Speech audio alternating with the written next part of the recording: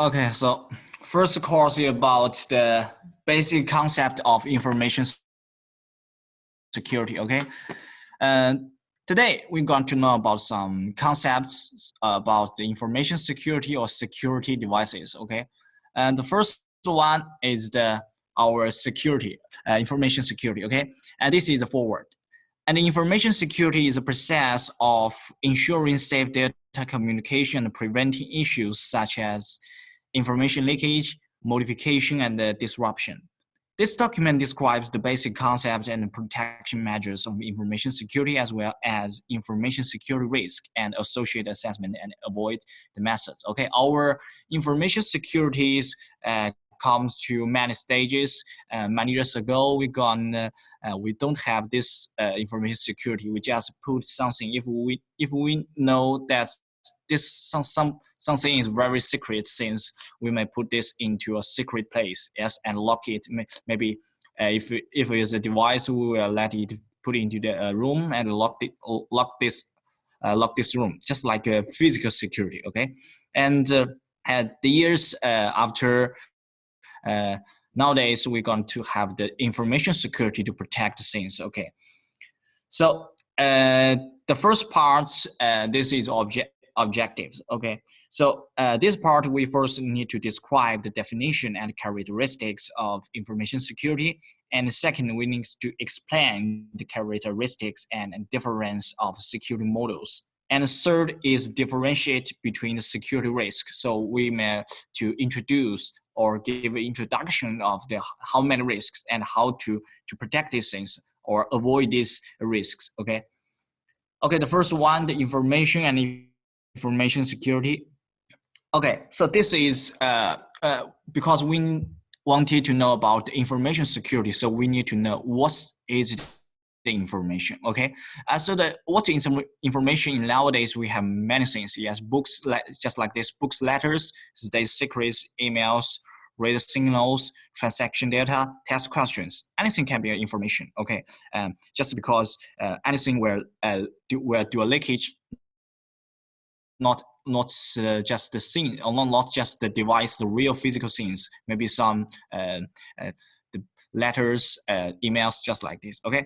So there was a very famous international organization said that information created, received, and maintained as evidence and information by an organization or person in pursuance of legal obligations or in the transaction of business. Okay, so this is a very famous organization that we will mention it later part. Okay, we will mention in later part.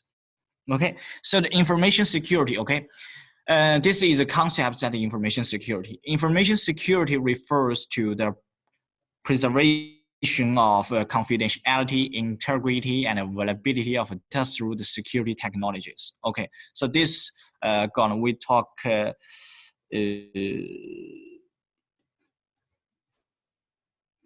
there's something that's information security, confidentiality, integrity, availability. Okay, so the first one, confidentiality. Okay, so confidentiality means that if somebody has been authorized, they can use these things. So this is if you are not if you are unauthorized person, you can't use these things. So this means that the confidentiality.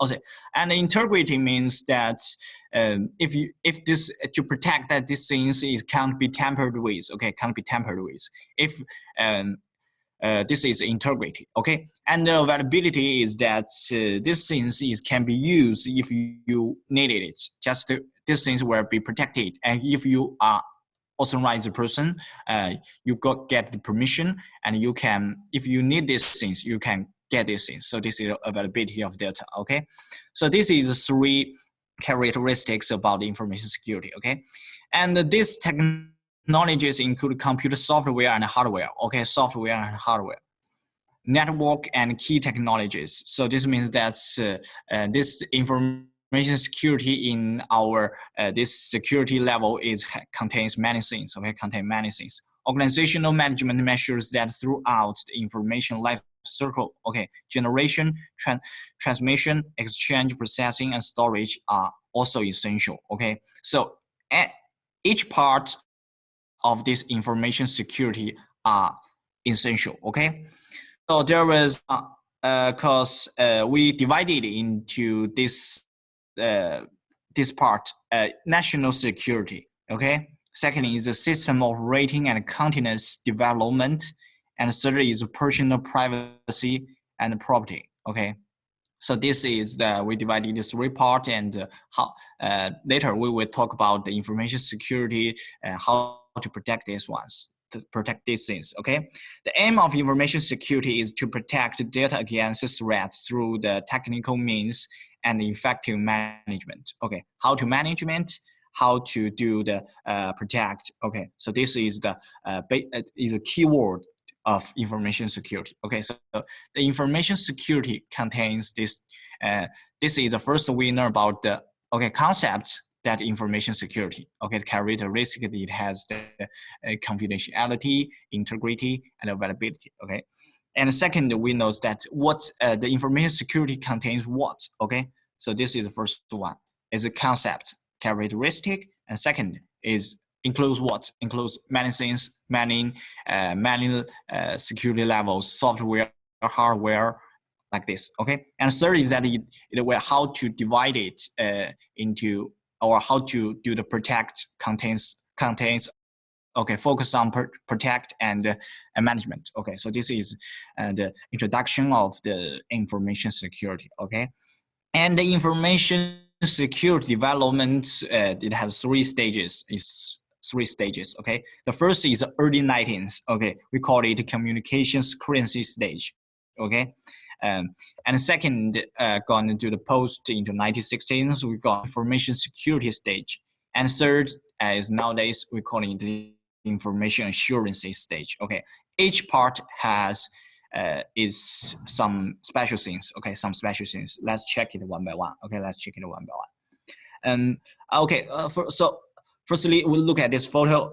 This photo of is information leakage. Okay, example. Okay, so in this photo, after the Chinese government invited bids or for oil production increment. Okay, so this picture is for the Daqing oil field in China. Okay, Daqing oil field in China, and some Japanese intelligence experts used this simple photo to uncover the following secrets: the Daqing oil field. Okay, the first is that it were located between the 46 and to 48, as indicated by the closing of Wang Jingxi. Okay, so this person's name is Wang Jingxi. Okay, so by this codes, some Japanese intelligence experts can locate the location of this person. Okay, and second, the diameter of the oil field interfered from the handle rack. Okay, from the handle rack.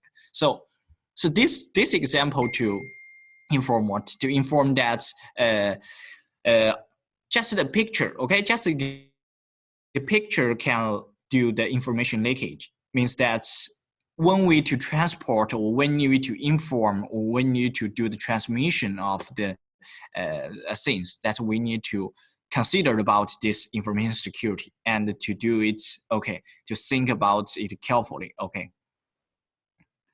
Okay, so because we talk about three stages of information security. Okay, so the first one is the communications security stage. Okay, so in this stage is about the early 19th. Okay, the early 19th. The communication technologies were undeveloped, and the data was stored in different locations. Okay, so in this stage, that's our security is for what? Is just to use the physical security. Okay, physical security just means that if we want to protect some things, we need to put it into different locations, and nobody unauthorized person knows about it. And so this is about the physical security. Okay, the information system security was limited to the physical security. Okay, physical security of information cipher-based security communication. Okay, so as long as the information was in a relatively secure place and unauthorized user were prohibited and accessing of information, data security could be generated, guaranteed. Okay, so in this stage, we know that the most special thing is that because our many country is undeveloped, yeah, so don't have the information security concepts, so that's for about security, for about secrecy, they will use the physical security to solve these things. So this is the common security stage, okay, specialist. Okay, so and second, we're gonna go about the information security stage. Oh, this is that, okay, you're gonna have this, okay, characteristics. So these things we just talked about before, yes, confidentiality, okay, integrity, okay, availability, okay, and two more things, controllability, okay, controllability. So controllability, that's if you think that this thing is controllability, so that you can control it, means that you can manage it, you can know about it by yourself, and master it. Okay, so this is accountability. These things can't do out of your control. Okay, and the non-repudiation. Okay, these things we will talk about in the later part. We will later days we will talk about non-repudiation. It's about the, because some things, if you want to do the information security, you need to encrypt it, and then you will to decrypt it. Okay, so if you want to encrypt something, you use your own method to encrypt these things, and that means if these things gonna be wrong, that makes your fault, because only you know how to encrypt or decrypt these things. So this means a non-repudiation. Okay, non-repudiation. So this stage is about since the 1990s. Okay, internet technologies have developed rapidly, and information age have increased. Okay, so this information security stages is that these things, okay, confidentiality, integrity, availability, controllability, and non-repudiation. Okay, focus on these things. Okay, focus on the principles and objectives. Okay, so this is this stage. Okay, and the next is nowadays we're going to talk about the information assurance stage. Okay, this stage is about this information security. We're going to divide it also three parts. Okay, the first is business. Okay, different service traffic with virus risk and protection methods. Okay, and second is about security system. Okay, comprehensive security management and technical protection, proactive defense, but not passive protection. Okay, and third is about management that's about the talent development and system establishment for security management. Okay, this is nowadays assurance stage. That means that we have many more concepts about information security and how to protect these things. We can use our own ways. Okay, so there was some examples. That the first is that I think that you may know it. This virus is very it's very famous. We call it WannaCry. Okay, in the this WannaCry is in 2017. Okay, 2017. The WannaCry ransomware crypto1 propagated through the internal blue, infected over 100,000 computers, causing a loss of $8 billion. Okay, this WannaCry also infected China. Okay,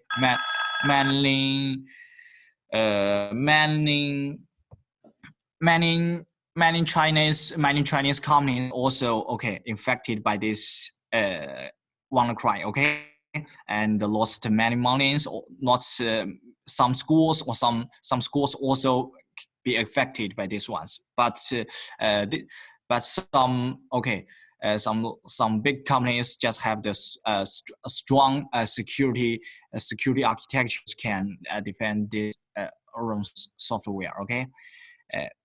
Second is about Ocean Lotus. Okay, Ocean Lotus. This is in the April 2012. Okay, this is in the Ocean Lotus is organization. Okay, it's an organization. this group has carried our target penetration and attacks on important sectors of China, okay, such as government, scientific research institutes, maritime institutions, maritime constructions, and shipping enterprises. Okay, the attacks are intended to obtain confidential information, intercept intelligence sent by the attacked computers, and enable computers to automatically send relative intelligence. Okay, this Ocean Lotus organizations use many types of attacks to do the attack. Okay, so some like phishing, just like this ways to do the attack. Okay, so this is just an organization.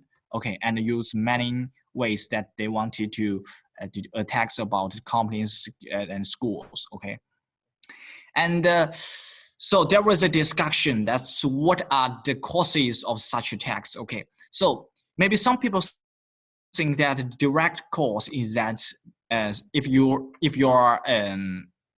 computer doesn't work, if your network is broken, so you may think that it is a virus, some virus caused these things, or you think that your network is not as not so good. You have some vulnerabilities, okay, and other things, maybe the security is not enough, so you have the backdoors, or that you may attacked it by the DDoS attack, okay, or the Trojan horses, just by this objective things, okay.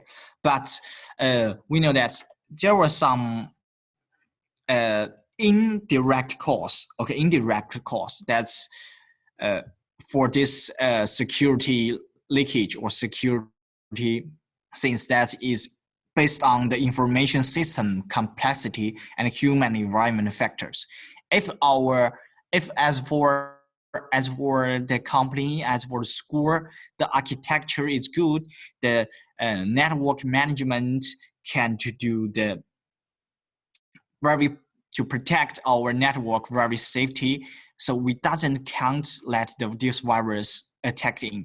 Okay, so the indirect cause is that if you are a network engineer in a school or in a company, okay, so you need to consider about these things. Okay, consider about this about the egress zone, how to implement it to defend the virus. Okay, because a few years before, or in our next the before 2 stages of information security, this network engineer can't have these things or can't have these concepts of information security, so that it will let this virus, Trojan horses, or have some backdoors about our computer company network network. Okay, so so this is the most important things. Okay, so first we need to have our information system complexity. That means more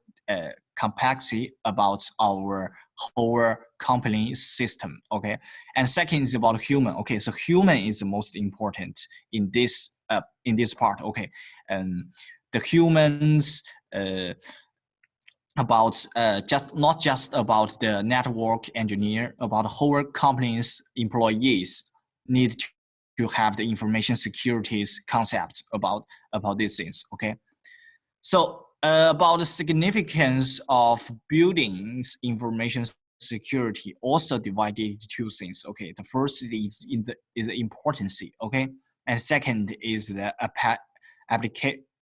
applicability. Okay, so the first importance, increasing the importance, we also have 3 things.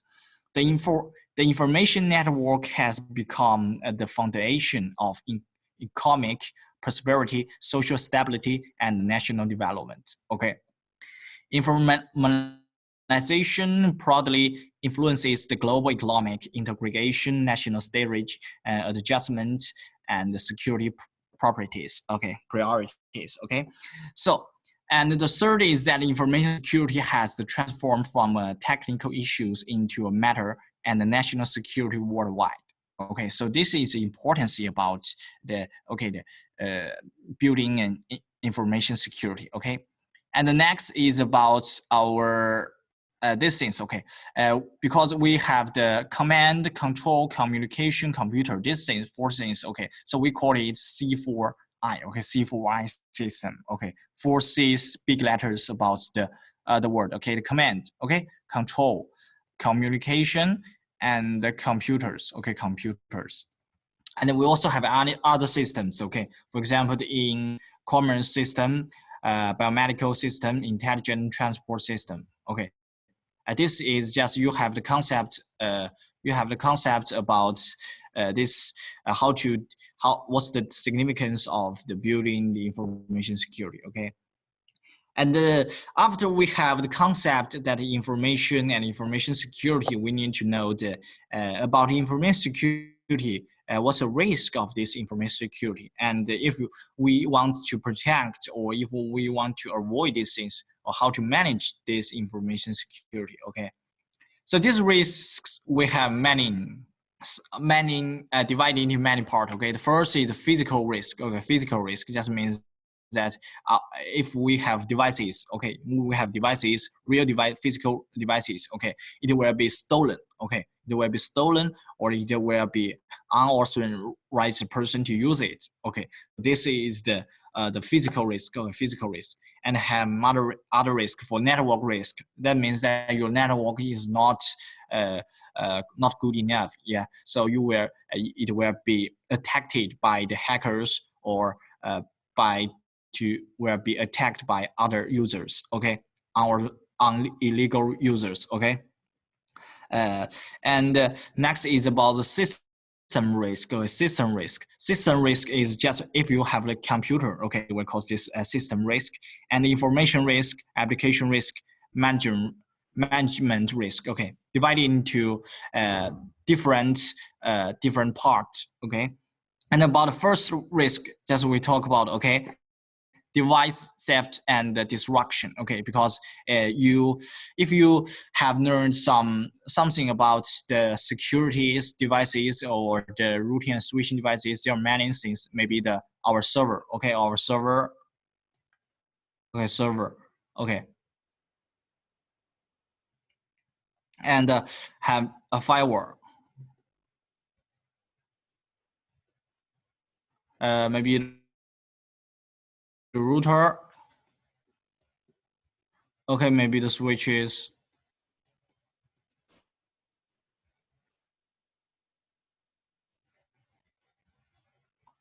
okay, switches, okay. So this is our physical devices about about our security, okay. Maybe contains the for the server we will have maybe the DNS server, the FTP server, okay, mail server, okay, many servers, okay, and the firewall, router, and switches, okay. So this is about physical risk. And second is about information risk. Information risks, we will include these things, the storage security, okay, the transmission security, access security, okay. If you have the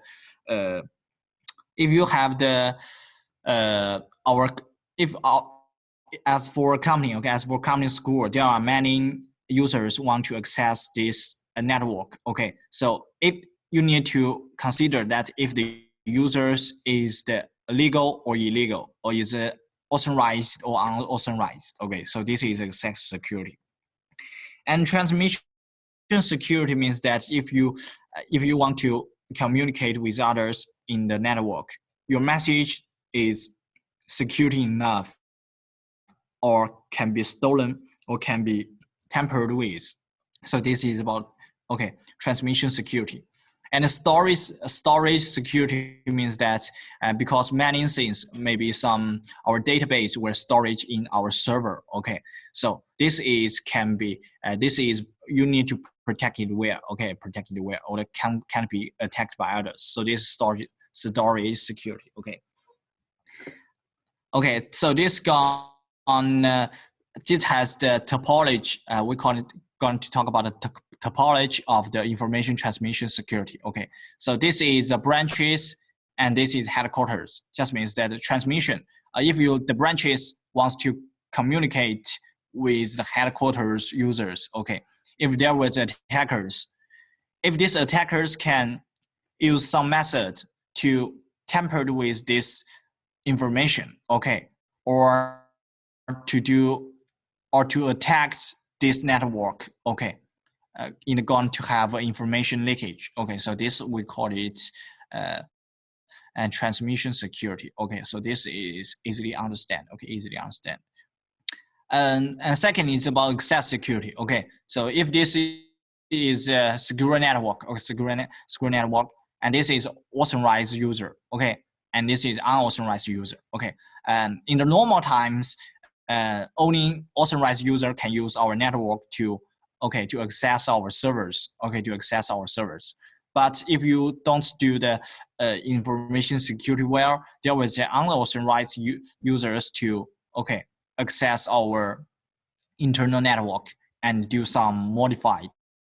So this is the access security, okay. So we need to protect these things, okay. And the next is the system risk, okay, system risk. System risk contains the database system configuration security, okay. And the next is the application risk, okay, application risk. We nowadays we have many services. Yes, but for example, the web service, the HTTP, okay. And the second is the FTP, okay, FTP. We need to download some things or to share some things, okay. And third is about DNS service security, okay. So nowadays, if you want to surf the internet, you just need to put the website, okay, and you can go on to surf the internet. And the DNS where to translate this website or URL into IP address, okay. So DNS service security is also very important, okay. And have many things, okay. The email application, the operating system, okay, many things. This we all call it the application risk, okay, application risk. And that is the network risk, okay. So nowadays we have this concept, okay, zone, okay, zone. We have this concept. So what is the security zone, okay? The next few days, when we talk the details about the firewalls, we're going to talk about these things, okay? The zone concept, okay, the zone concept. I mean, because in our company architecture, okay, we were divided into many security zones. Maybe some things, okay, we are not, okay, we are think that not is security enough. We will put it into, okay, high level, okay, high level. Low level, okay, low level. And if you think that is much essential in your company network, okay, you will to get it to also, okay, the high level, okay. We can set this, okay, we call it security security.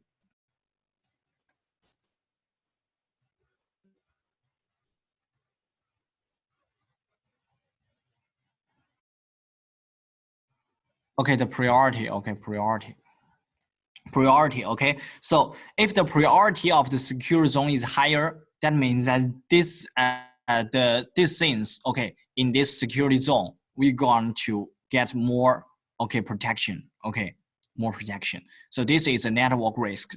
To avoid these things, we will divide these devices into different security zone and set it into different, okay, priorities, okay, set it to different priorities, okay.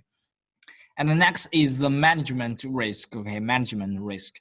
This management risk also divided into three parts, okay, the national policy, the enterprise system, and the management system, okay, management system. Each part have each, okay, some characteristic or some special things in this each part, okay.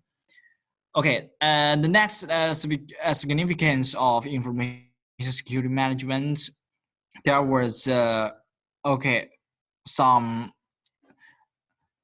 okay. According to the statistics, okay, nowadays 70% of enterprise information losses caused by the negligence or internal leakage by internal staff, okay. So internal staff, so that means that not a few just to attacked by the internet attackers. Okay, many things were caused by the internal stuff. That means that if you are a network engineer, or if you are the boss of this company, okay, you need to let your employees to know that the importance of information security is enough. Okay, so this is and the second is about the security technologies are owning the means of control information security. They can only be effective with the appropriate support of management procedures. Okay, procedures. Okay, current developments of information security management also 3 stages. And if you are interested about these things, okay, if you are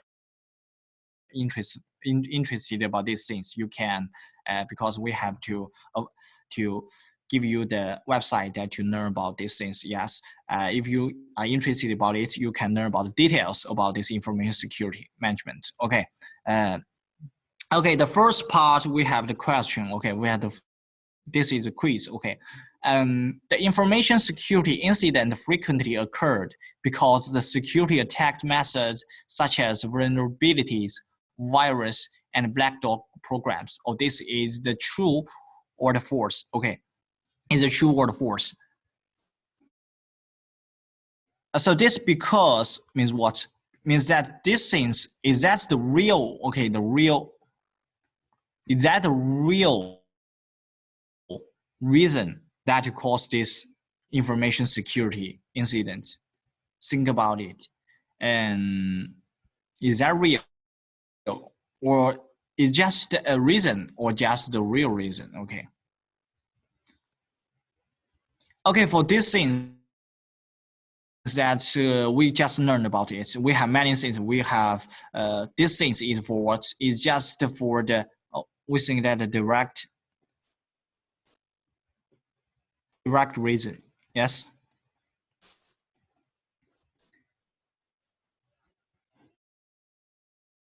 And the deeply reason is what?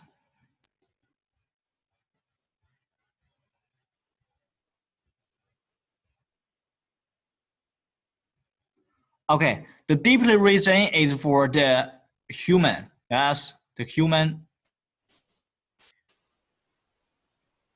and environment. Okay, environment and some system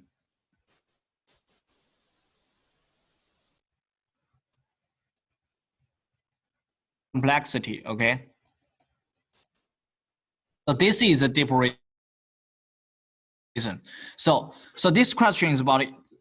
It just says the information security incident frequently occurs because these things is just a direct reason. Okay, and the answer exactly it will be the deeply reason. So this week is the okay. This question is a false. Okay, it's a false.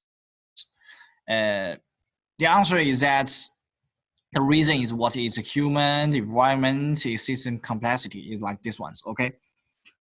So about this, our first part, we talk about information security, and let we have the summary. Okay. Okay. So the first part we learned was, so first part we learned the information. Okay, information security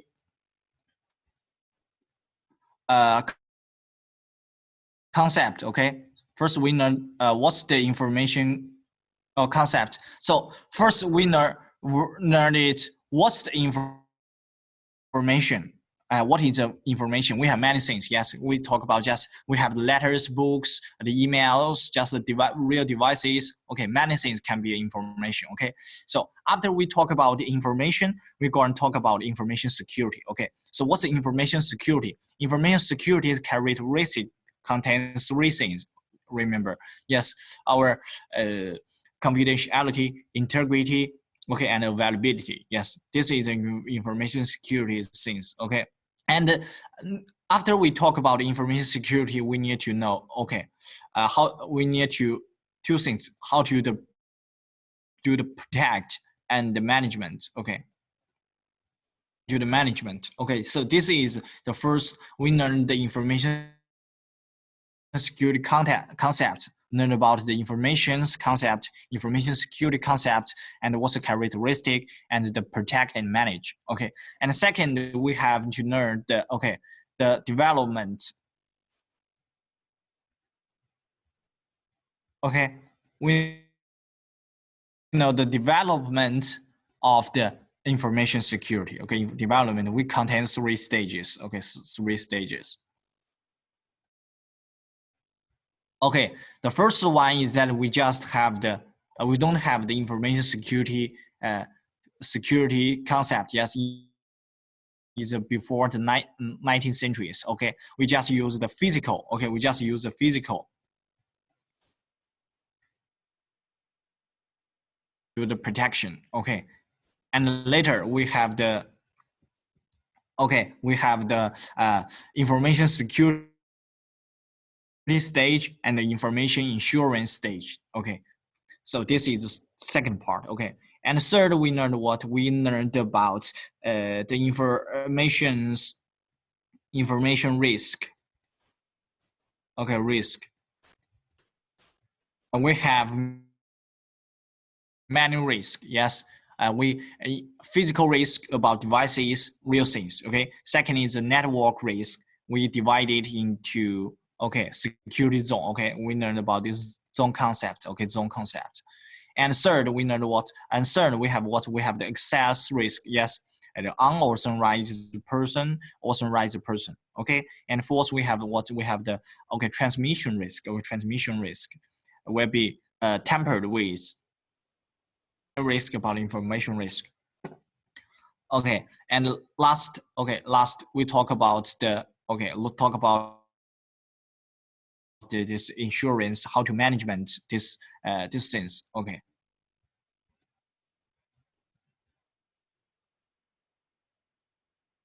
Okay, so this is the first part. Okay, so this is the first part. We just do a review. Okay, review just the summary about these things. So in the first part, it's not so hard. It's just some maybe some introduction or about this information security. Just you have the concept about these things. Okay, so this is the first part. Okay.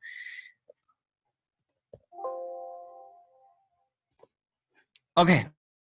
So if you have we have a rest about 5 minutes, and we're going to have the second part.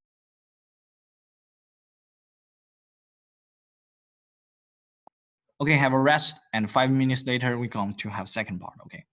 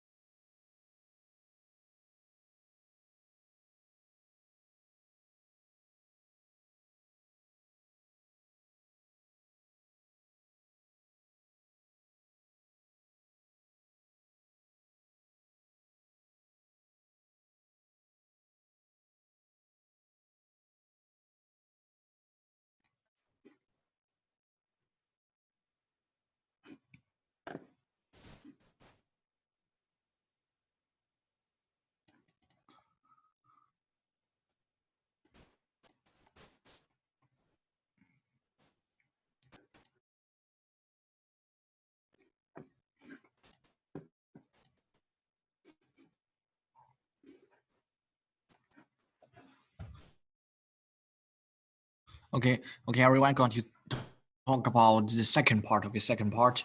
And before the second part, I need to mention that to remember that to change or rename it. Okay, rename it and use the name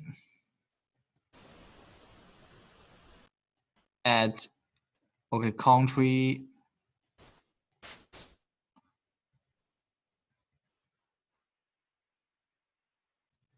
at university. Okay, I rename it at this format. Okay, name and country and university. Okay, so our second part is about the the organizations or some basic famous international organizations about this information security and some standards. Okay, some standards. Also, this is forward. Okay, so in the process of information security system constructions, enterprises complete with international standards and specifications to develop their own information security. Okay, specifications and improved operations. Okay, and this document describes and analyzes several international information security standards to help the better understand information security. Okay, the first part we learned about.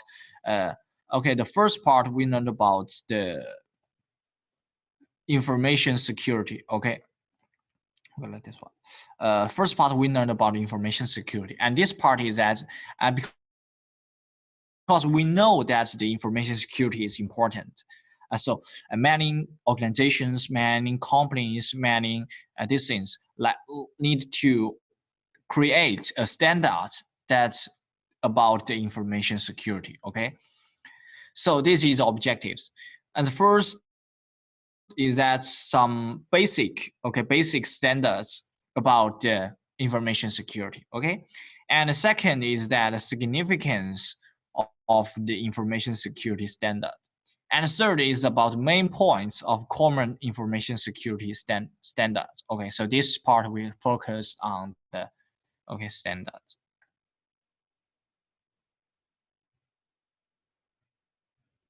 Okay, focus on this. Okay, focus on standards. First one, okay, information security standards and the specifications. Okay. Standards and normative documents that are jointed, formulated, approved by recognized authorities and use thresholds the industry to achieve the best security. Okay, so this is the concept or is the introduction of these standards. Okay, and how can an enterprise build a secure information system? Implement each step according to the international authoritative standards. Okay, so this is a solution. This means a solution. Standards is very important in the whole system of the information security. Okay, about the information security standard organizations. Okay, that's these organizations create the security. Okay, in the information security standards. Okay, first is the international organizations. Okay, international organizations. Okay, international organizations. There are two. The first is that International Organization for Standardization. Okay, we call it ISO. Okay, this is very famous. And second is International Electronical Commission. Okay, we call it IEC. Okay, IEC. So this is internal organization. Okay, so classified it. Okay, and second is for Chinese. Okay, Chinese security standard organizations. Okay, the China Information Security Standardization for Technical Committee. Okay, second is the Cyber and Information Security Technical Committee. We call it TC8 of China Communication Standard and Association. Okay, CCSA. Okay, and other standard organization. For example, International Telecommunication Union, okay, ITU, and Internet Engineering Task Force, okay, IETF. Okay, so this is a classification, okay. classification. Okay, classification. Okay, this is classification. Classification first, the international organizations, Chinese, and others. Okay, others. Okay, so about the common information, okay, information security standards and specifications, we also have these things. Okay, for about China, okay, for about China, we call it the Graded Protection of Information Security. Okay, to let it, we call it GB. Okay, and this is the international, yes, ISO. Okay, 27111. Okay, 11. And for about the US, we call it the Trusted Computer System Evaluation Criteria. Okay, and in EU, we call it the Information Technology Security Evaluation Criteria. Okay, and different countries, okay, have different standard. Okay, and the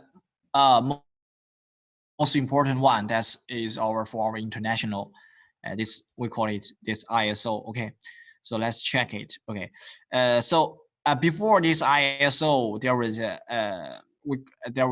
there was since that the information security management system. Okay, to based on this BS 7799. Okay, standards. This is the just before this ISO 2711. This is the standard. Okay, and then this standard were developed, okay, by this British standard institution. Okay, and then it has this, nowadays we have this international standard. Okay, so in this ISMS we have this four steps. Okay, first plan, and then okay, do, and then check, and then action. Okay, so each step has its meaning. Okay, plan is to establish an ISMS. Okay, second, do is to implement and operate ISMS. Okay, and third is check. Check is to do the monitor. Okay, do the monitor and review the ISMS. Okay, and fourth is action. Okay, maintain and to improve the ISMS. Just we need to know the okay, the whole steps and what steps can do. Okay, we call it the PDCA. Okay, PDCA, just the first letter. Okay, first letter. We call it the PDCA. Okay, PDCA. Okay, PDCA. So this is just one thing that you need to remember it. Okay.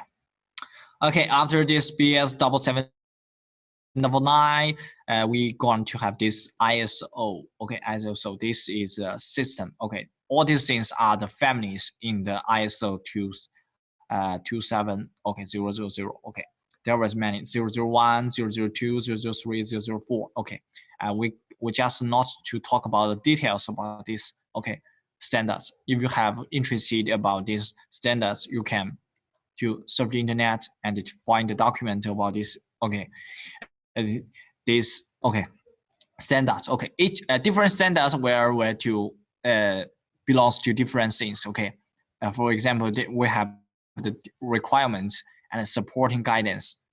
Okay, you have this standards for the audits and the certification guidelines. We have this for the industrial information security management requirements. We have this for the health information security management standards. We have this. Okay, this is just the author classification. Okay, so this our second part.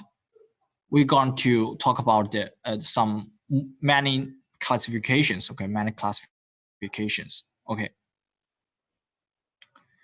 Okay, this is the evaluation, or you can think that is a development. Okay, you can think that is a development. First is a BS 7799, we call it, and then okay, the development as the ISO. Okay, ISO nowadays the international information security standards. Okay, so this 7799 just a specification with guidance for use, and ISO 2711 is information security management system requirement. Okay.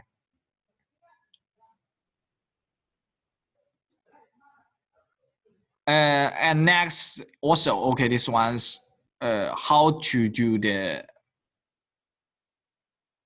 what's the difference between the double one and double two? There has a double one, okay, and double two. So the double one is for information security management idea, okay, and the double two is for information security management operations, okay. So what's the relationship about these two standard or two protocols, okay. So the double two is provide the best practice rules to double one. So this is a relationship about double one, double two, okay. The double two is for the operation, double one is for the idea. So the double two to provide best practice rules to double one. Okay, so this is the key things that's the relationship of double one, double two. Okay, and this is just an introduction. Okay, the double two propose 35 and 113 and 14 categories. Okay, this is just an introduction of double two. Okay. Okay, so this is the 40 control areas in double two. Okay, just have the not to remember this is not, it doesn't matter. Okay, is many okay control areas. Okay, many things. Okay, if you interested about these things, okay, you can also can see the details it's about in the double two document. Okay, double two document, 14 control areas. Okay, 14 control areas. Okay.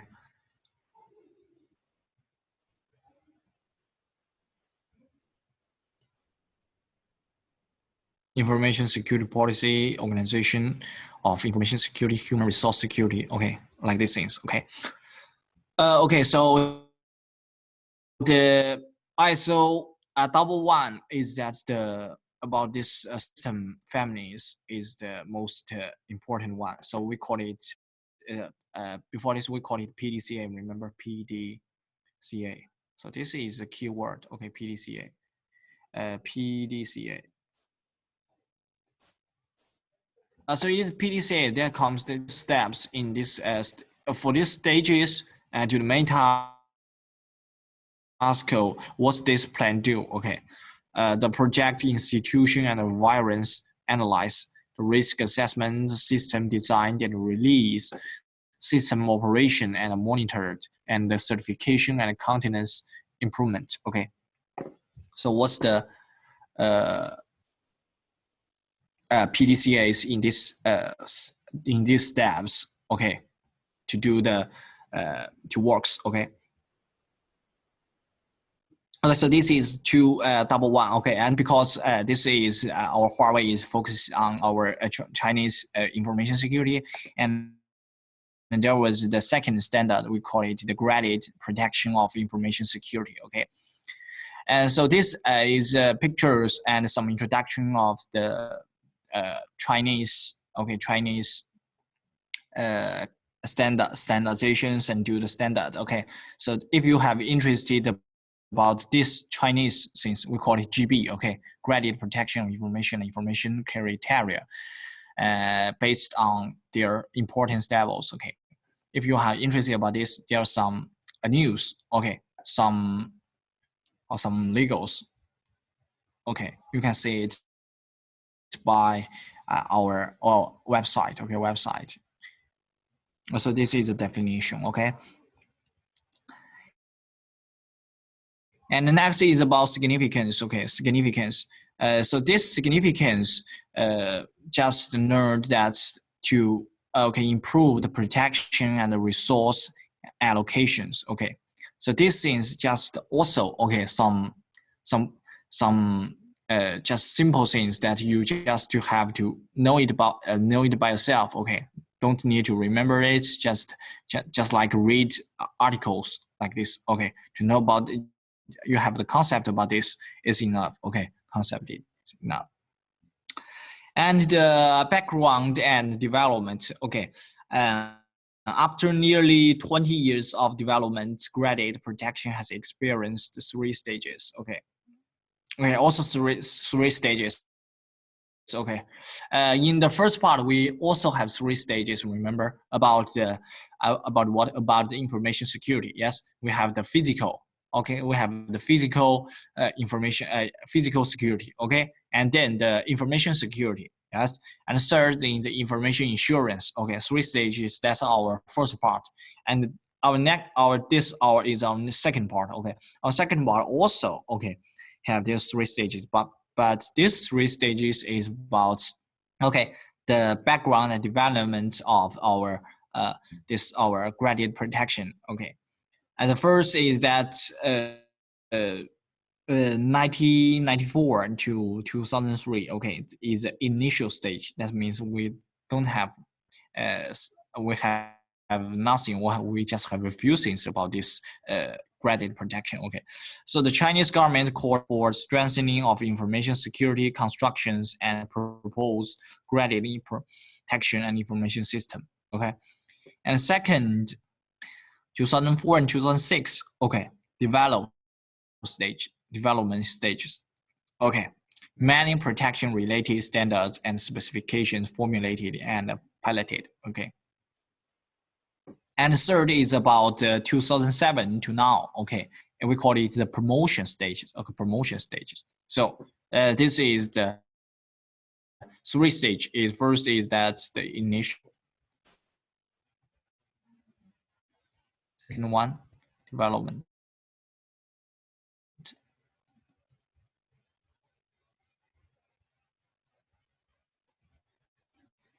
Okay, third, promotion.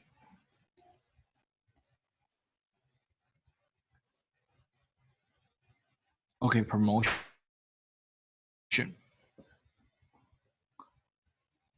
So this is 3 stages about the the gradient protection. Okay. Next is the scope. Okay, it's the scope. That's our project objects. Also, classifications. Okay, or classifications. Okay, classifications. So, so this part is that we have many classifications. You know about it. In this classifications, we protect all objects. We're divided into big data, information system, computer, the basic information network. Okay, we're divided into also many things. Okay, also is scope of this project object. Okay. About grade. Okay, about grade, we divide it into 5 level. Okay, 5-digit level. Okay, 5 level. The grades are defined based on the extent, based on what extent the information system damage. Okay, damage to the citizens, society, and state. Okay, focus on these 3 things: citizens, society, and state. Okay, damage. Okay, damage. So the 5 level. Okay, 5 level. The 5 is the highest one. Okay, it's the highest one. So this is highest one, and 5 is a severe damage for national security. Yes, national security, and the most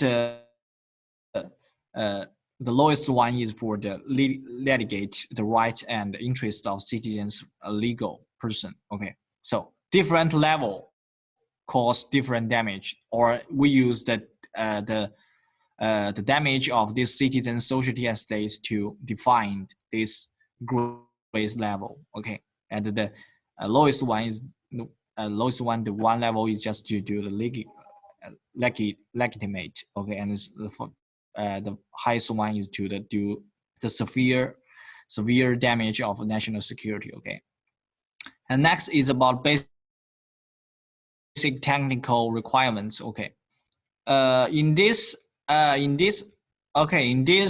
technical requirements, we also have this some classification about the physical about the information security. Okay, so each grade of protecting has corresponding technical requirements. Okay, covers these 5 aspects. Okay, physical security, app security, data security, network security, and host security. Okay, in the network security, we contains 7 control points of 33 items. Okay, divided into these things. Okay, structure security. Okay, access control, security audit, boundary integrity check, institution prevention. Okay, malicious code program, network device protection. Okay, so this is the 7 controls about the network security. Okay. Okay, next, the process that graded protection process. Okay, also, okay, just is the, also you can call it the process of graded the protection process. Okay, and the first is the grading. Okay, the primary step. Okay, step by step. This is mandatory. Okay, mandatory. Okay, and the method and the assessment is a method to assess the status of security protection. Okay, security protection, and then the rectification. Okay, key. Okay, key to the implementations of graded. Okay, implementation of graded protection. Okay, and last is supervision. Okay, supervision is just external. Okay, external. Each step has its own use. Okay, the primary, the mandatory, the key, or the external. Okay, external.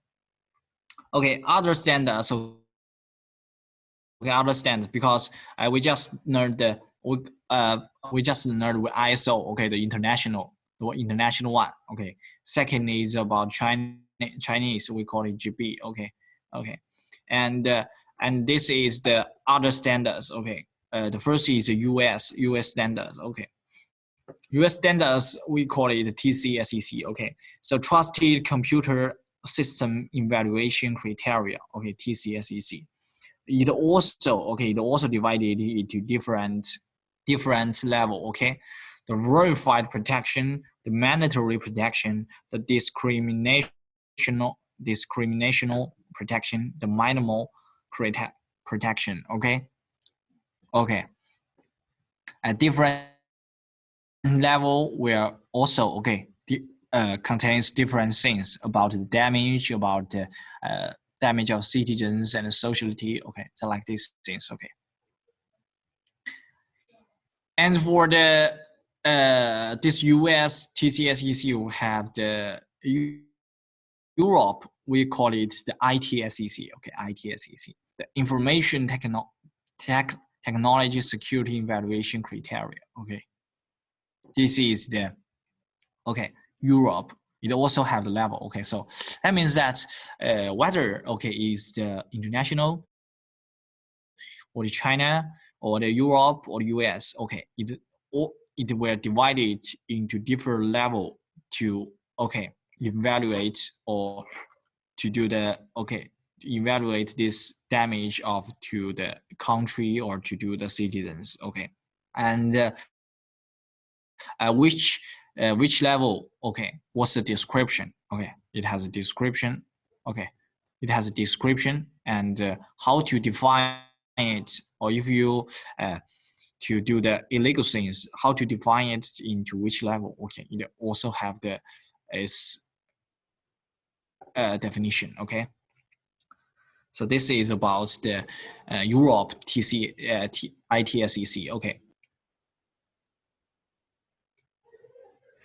Okay, and the others and some other things. Okay, this we call it the public company accounting reform and investor protection. Okay, we call it the SOX. Okay, SOX. And acts to protect investors by improving the accuracy and the reliability of corporate disclosures made pursuant to the securities laws and for other purpose. Okay, this person says. Okay, so what is the relationship between the SOC's information security? Okay, and this was the answer, or this is solution. Okay, because it's in the SOX Act regarding and the monitor of contract management and enterprise operation processes can also apply to information system inspections. Okay, inspections. Okay, the second part also is just an introduction of our standardization. Okay, and there will come some quiz. Okay, the first one: which of the following are the national law and information security standard organizations? Okay, so there are many standard organizations, but what is the, so this keyword is what? Keyword is international loan. Okay, it's international loan. International loan. So which is the international loan about the security standard organizations? Think about it. We have the international. Okay, international. We have the China. Okay, and then we have others. Remember. So the international is what? Okay, is the ISO and IEC? Yes, it's ISO and IEC. This is the, so the answer is A and B. Okay, A and B. This is the international loan information security standards organizations. Okay. Okay, and the second one is about the ISMS compliance with the which process? Okay, which process? IMS. So we talk about an award. Okay, forward is what it is. The one is the plane. Yes. Two. Yes. Check. Okay, we call it the. Okay, we call it what? PDCA. Yes. PDCA. So this is the PDCA. So this is the step. Okay, about this. This answer is PDCA. Okay, PDCA. So let's have the summary about this part. Okay, let's have summary of this part. In this part, we learn about which things. The first, that because this part is have the standard or there's some organizations about this information security. So the first one. Okay, so in this part we have many classifications. Okay, classifications. We have many classifications. Okay. And the first one, so we learn about the organizations. Okay, organizations. Okay, the first one is the organization. Okay, and then after we know, and in these organizations we have what? We have the okay, the international. Remember the China and other organizations. Okay, after we know about the organizations, we know about standards. Okay, standards. We different countries have different standards. Okay, the first is the international. We call it ISO 2001. And secondly, in China, we call it GB, and in US, okay, and in Europe, okay. So this is the second part. Okay, we learned the standard. We learned the standard about the different countries. Okay, and the third is that when we learn about this, we talk about we talk about the details about this ISO. Okay, ISO 2000. This family, yes, this family contains many standards. Okay, and we talk about the 1 and the 2. Okay, and many others. Okay, different standards belongs to different parts. Okay, belongs to different parts, and the relationship. You remember the relationship about 2 to 1 and 2 to provide some things to 1. Okay, to provide something to 1. You remember? Okay, this is relationship. And as for the 1, okay, and for 1, we learned what we learned about the before this we call it the BS 7799, and then we learn what we learn it the what we learn it PDCA this things, okay, PDCA. Okay, so this is this ISO 27000 okay family, okay. And the fourth, okay, the fourth we learn about, we also learned the classification, okay, some security standards, some okay, some China's standards, and fifth we learned about other things, okay, some concepts, okay. So this is about the this our second part, okay, the architecture, okay, architecture. This architecture is about the standards. So about many classifications in this part, okay. First is the classifications about organization, okay, and second is classifications about standard, okay. And in ISO 27000 we also have the classification, okay, 001, 002, okay. And then in this part we learn the important things that we call it PDCA. This is a key process, okay. This is a process, okay. This is a process.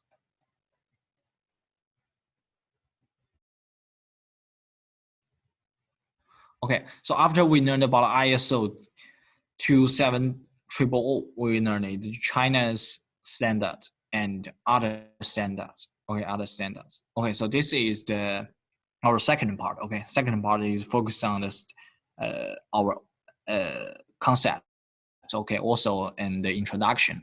About the first part we talk about the introduction of the information security, yes, and second part we talk about the this information security standard, okay, focus on this standards, okay.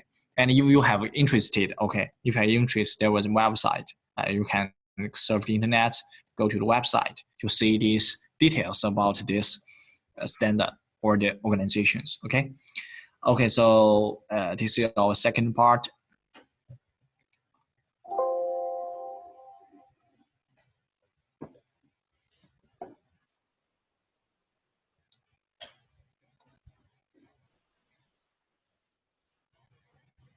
Okay, also our 2 minutes or 3 minutes, okay, to have a rest, and we're going to have our third part, okay, our third part.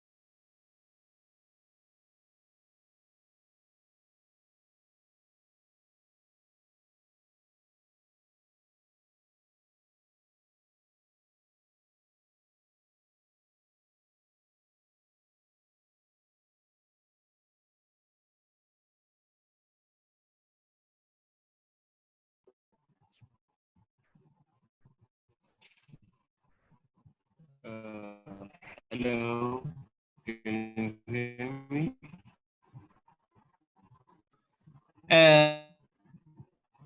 Hello. So your voice is not clear. Yeah, your voice is not clear.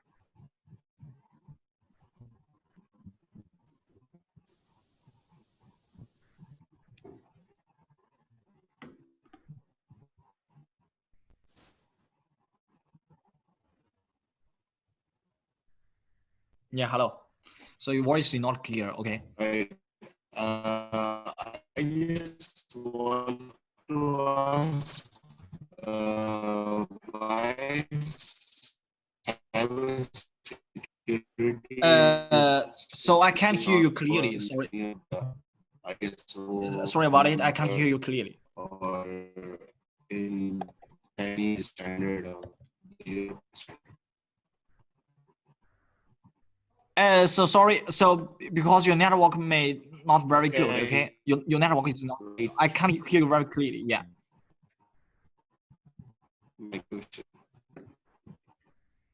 So, maybe if you have any questions, okay, maybe if you have any questions, you can uh to get it to your local manager and to send emails to me. I will answer your questions because Like, your I network will is not very good. I can't hear your questions. Yeah, I can't hear you very clearly. You can let me check. Okay, let me check. You can to this one. Okay, if your network is not good, you can to let your question to send it to this person. Okay, this person, and let it send me the email. I will answer your questions. Okay, because the network is not very good. Okay, I can't hear your question clearly. Okay, okay. So if you have also any questions, okay, send this at this person. Okay.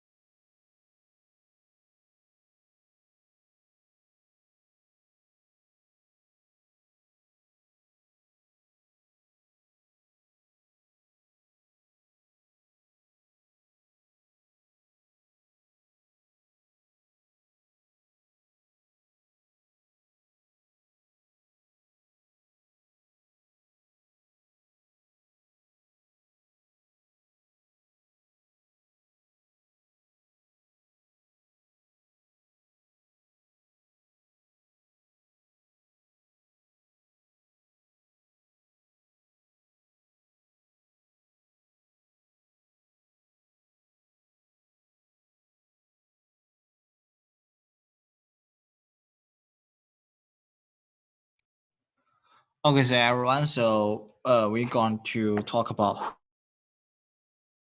the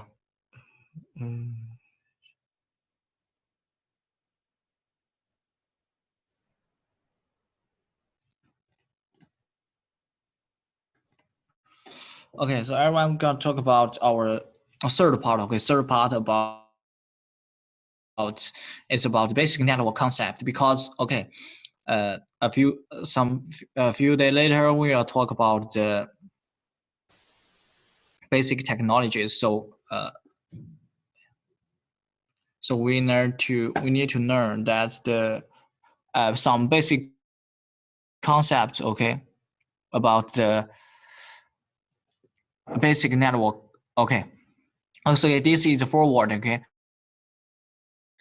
and to understand security technologies, you first need to learn about the basic network concepts, okay, such as basic communication principles, network components, and common network protocols. With knowledge of these basic concepts, you can better understand network security threats and deploy the security defense policies. Okay. Okay. So this this part we need to learn the architecture about this one. Okay, this is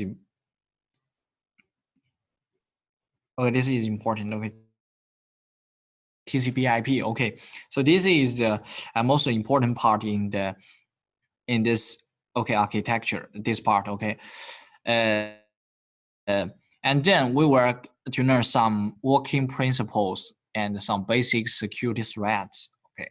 Okay, the most important one. Okay, most key one. Okay, the TCP/IP architecture. Okay, this is first. This is architecture of the typical campus network. Okay, in many companies we have the architecture like this. First, we have the egress zone. Okay, and core layer. Okay, so about the security about this two, we have this one. We call it the firewall. Okay, firewall.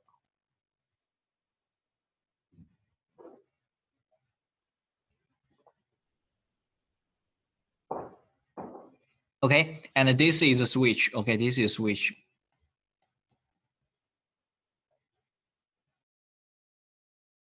Okay, and then the aggregation layer and access layer. Okay, and this were to use the PC. Okay, like the PC or the users to accessing. Okay, so this is architecture. Okay, and the step by step. Okay, step by step. First, the egress zone, and and use the firewall, and to do the device separated into the core layer. Okay, and switches, aggregation layer, access layer, and users. Okay, users.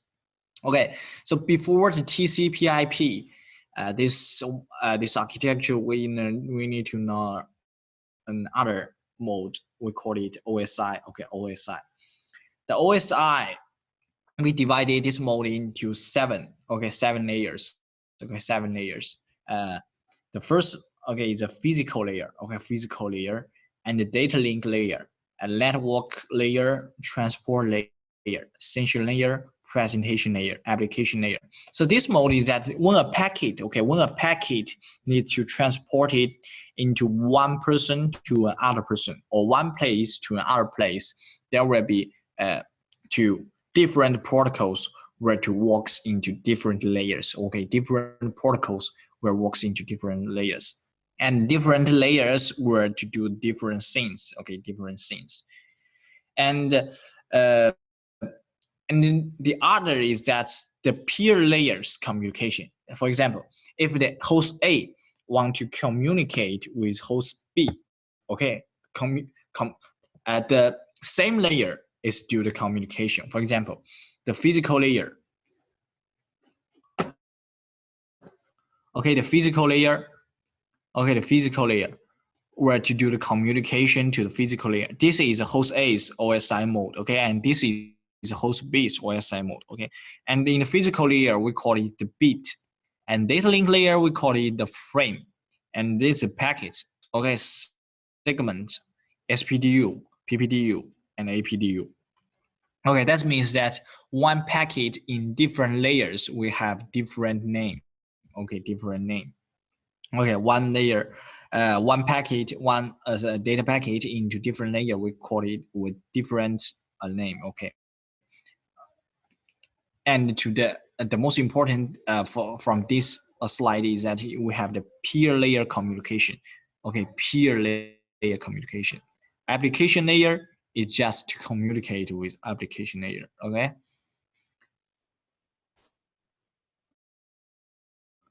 And then we comes to our TCP/IP. Okay, TCP/IP, and the OSI. So what's the relationship? Okay, what's the relationship?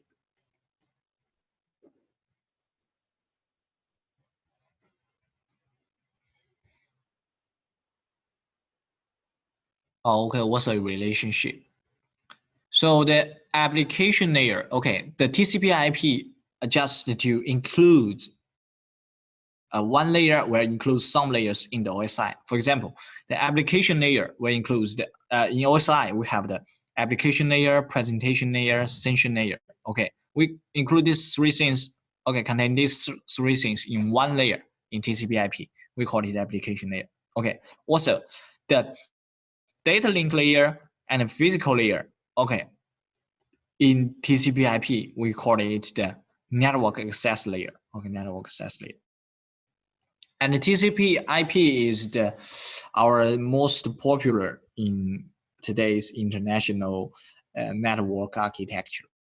Okay, so that means you can see that this TCP/IP stack or the architecture is the simple one to the more simple to about this OSI mode. Okay, OSI mode. And the TCP/IP, because we said that it has 4 layers, yes, the network, the internet, the transport, and application. So different protocol will works into different layers. Okay, in the network layer, okay, in the network layer we have the Ethernet, and like this is a physical layers. In the network access layers, okay, it's protocol, and the internet layer. Okay, we have the IP protocol. Okay, this is very famous or very is very familiar to for us. Okay, and the transport layer. Okay, TCP and UDP. Okay, application layer. Okay, this and this protocols. Okay, this just like for example. Okay, just an example. Okay, HTTP, Telnet, FTP, TFTP, and DNS. Okay, so this is about TCP/IP's okay stack. Okay, so when we call this, why we need these 4 layers? Why we need these 4 layers?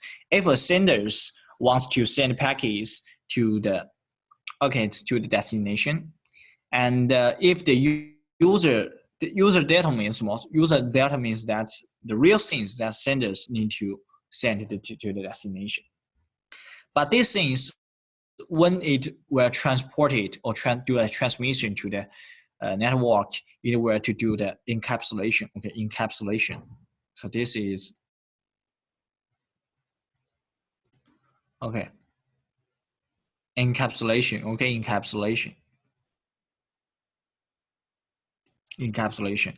So so what's the step that the user data to do the encapsulation? Okay, so it were to do the encapsulation layer by layer. Okay, layer by layer. So first, when the user data comes to the application layer, it will encapsulated by use this application header. Okay, application header, and after to do this ones, it will go to do the transport layer, and it will add a TCP header. Okay, TCP header, and after to do the transport layer, it will send it to the internet layer, and it will add an IP. Okay. Also, do this one to send into network access layer. It will to add in Ethernet header. Okay, Ethernet header. So and then to send it to transmit it translation to the like this one, okay, 1010 like this one, okay, and send it to the destination. And after send it to destination, where to do the decapsulate, okay, decapsulate. The decapsulate also, okay, is the opposite to the encapsulation, okay. When the package comes to the Ethernet, okay, when the package come to a destination, in order to do the decapsulation, first is Ethernet header, okay, to do the decapsulation, and then, okay, to do the internet layer, okay, and to let these things down, okay,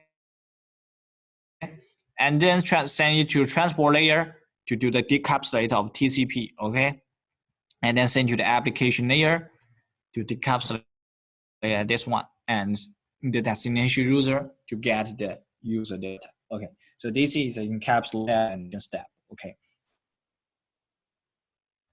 Just send to the so the encapsulation is the opposite to the encapsulation, yes.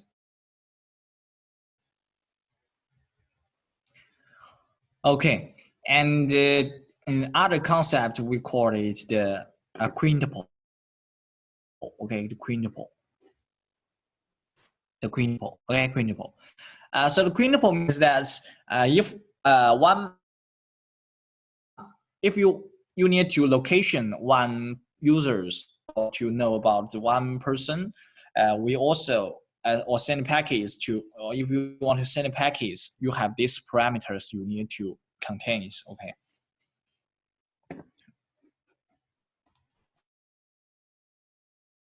These parameters you need to contain, okay.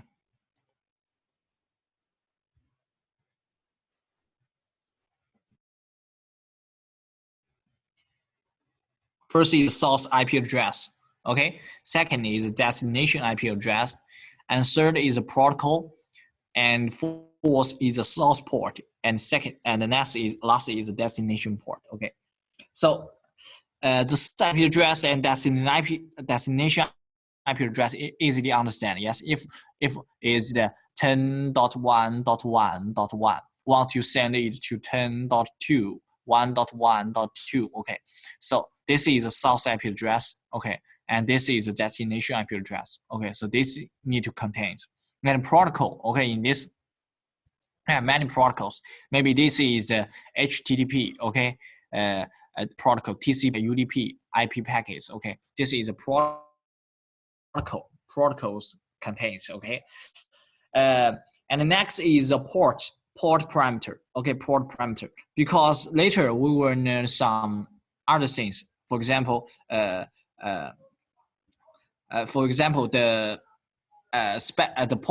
popular protocols, you have the specific port, okay. For example, HTTP, you have A0, okay. FTP telnet is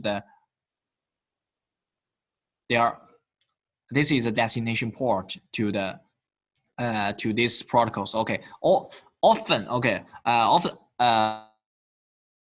always these protocols, this is for destination protocol, destination port, okay.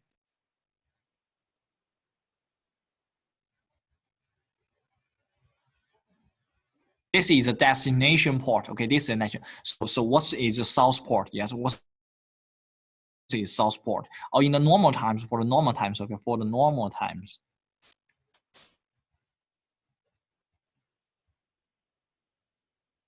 The source port is what is a random port, okay, random port. A random port, okay.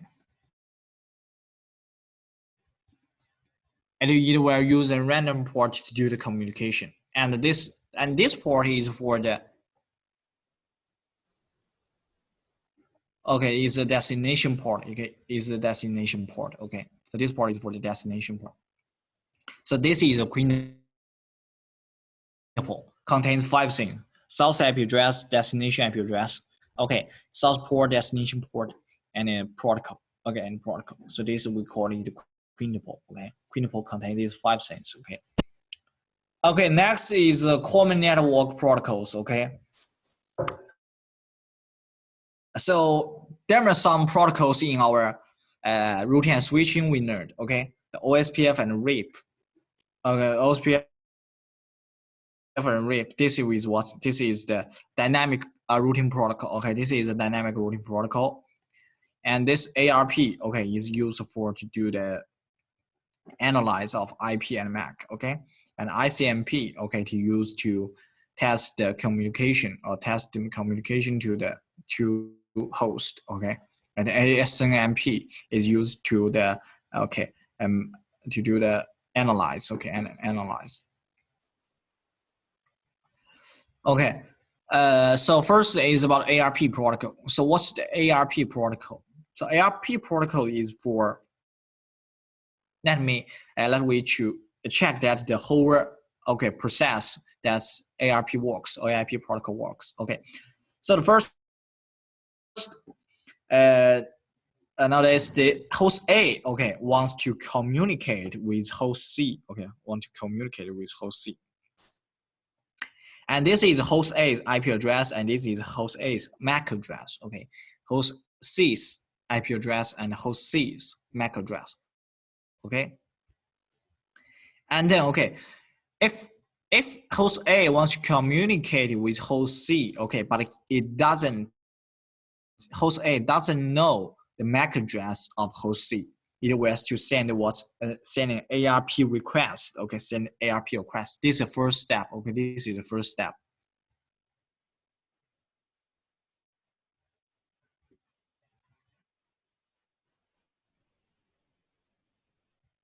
ARP request. This is the first step. In this packet, because we know that the encapsulation about the packet. So this is for this ARP is for what it is since the user data.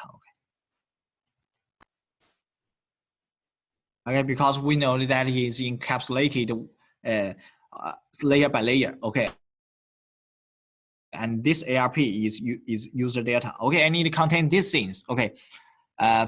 This is sent by host A. This is sent by host A. Host A, it will send package to host C. So the destination IP address is what? Is host C's IP address. Yes, host C is 10.0.0.3. So this will let it into this one. And source IP address, host A's source IP address. So it's 10.0.0.1. And the destination MAC address is 0000. This means what? This is very important. This is very important. This is very important. Why is 000? This means that it doesn't know. It doesn't know. It doesn't know.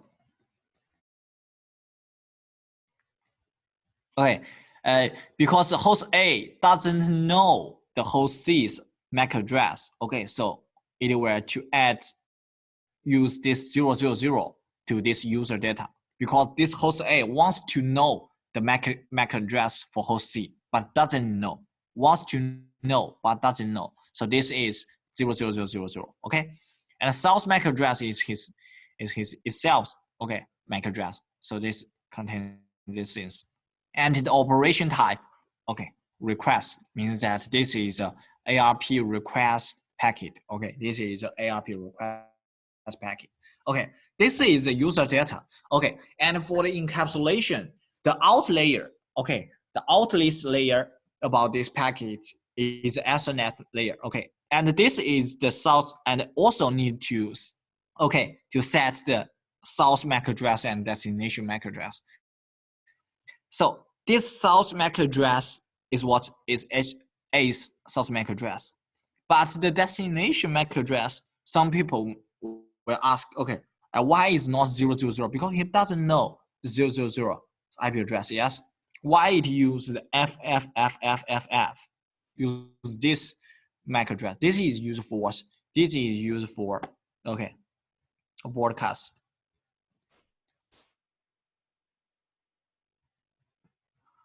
So this is the key. This is the key part to the this slide.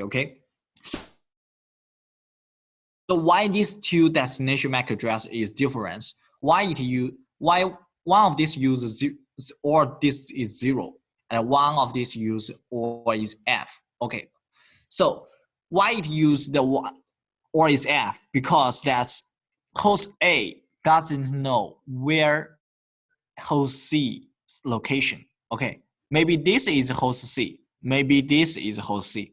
As for host A, it doesn't know. So it will send this packet to all the hosts to know who is host C. Okay, it will send packets to all the hosts. Maybe there was a host E. Okay, maybe there is a host E. Maybe there was host E. Host A doesn't know who is host C. So it will send all the packets to this host to ask who is host C, who is host C, who is host C. Okay, to ask. So this packet is a broadcast. So that's why we use the or this is F. Okay, but all of this is 0 means that in this user data, it means that it doesn't know host C's MAC address is. So it will ask these ones. Okay, so this is two difference. One of the destination MAC address is in the user data, and one of this destination MAC address is in the encapsulation. Okay, so this is difference. Okay, this is difference.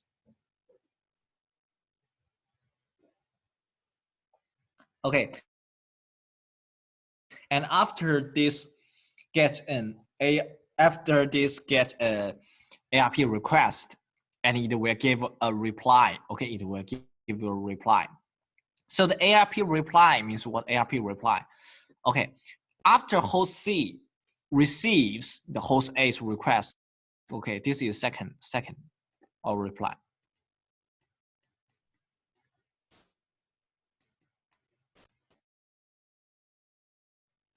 Okay, it will firstly to record, okay, to record host A's,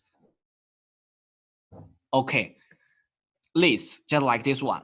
In the host C, when he receives host A's ARP request, it will to record these things, .01 and a MAC address, and the type is dynamic because it's not set by the network engineer itself. It's just to dynamic nerd. Okay, dynamic nerd. So this is host A's IP address, and this is host A's MAC address. Okay, it will learn these things. Okay, this is the first step. And second step is that it will need to send packets to reply packets to host A. Okay, and let we analyze this packet. Okay, when the host C send packet to host A, it will tell host A what it will tell that I am host C. Yes, this packet is used to told it to tell host A I am host C, and my MAC is. So this is this packet. This is a function of this packet. Okay, this is a function of this packet. So this packet contains these things. Also, okay, this ARP is for what? Is user data. Yeah, is user data.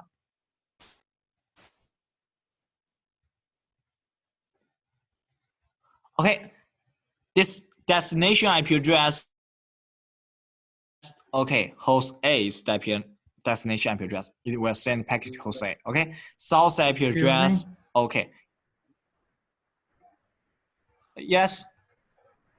Can you please repeat the process why we use 000 instead of FFF in our request? You send this part? No, previous slide.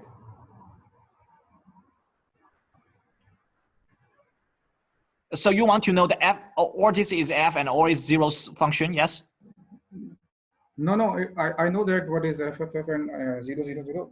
I am just asking you to please repeat this step why we use 000 instead of FFF, because as per my understanding, when we are looking for when we are actually propagate our MAC address table, we have to broadcast just like FFFF instead of 000.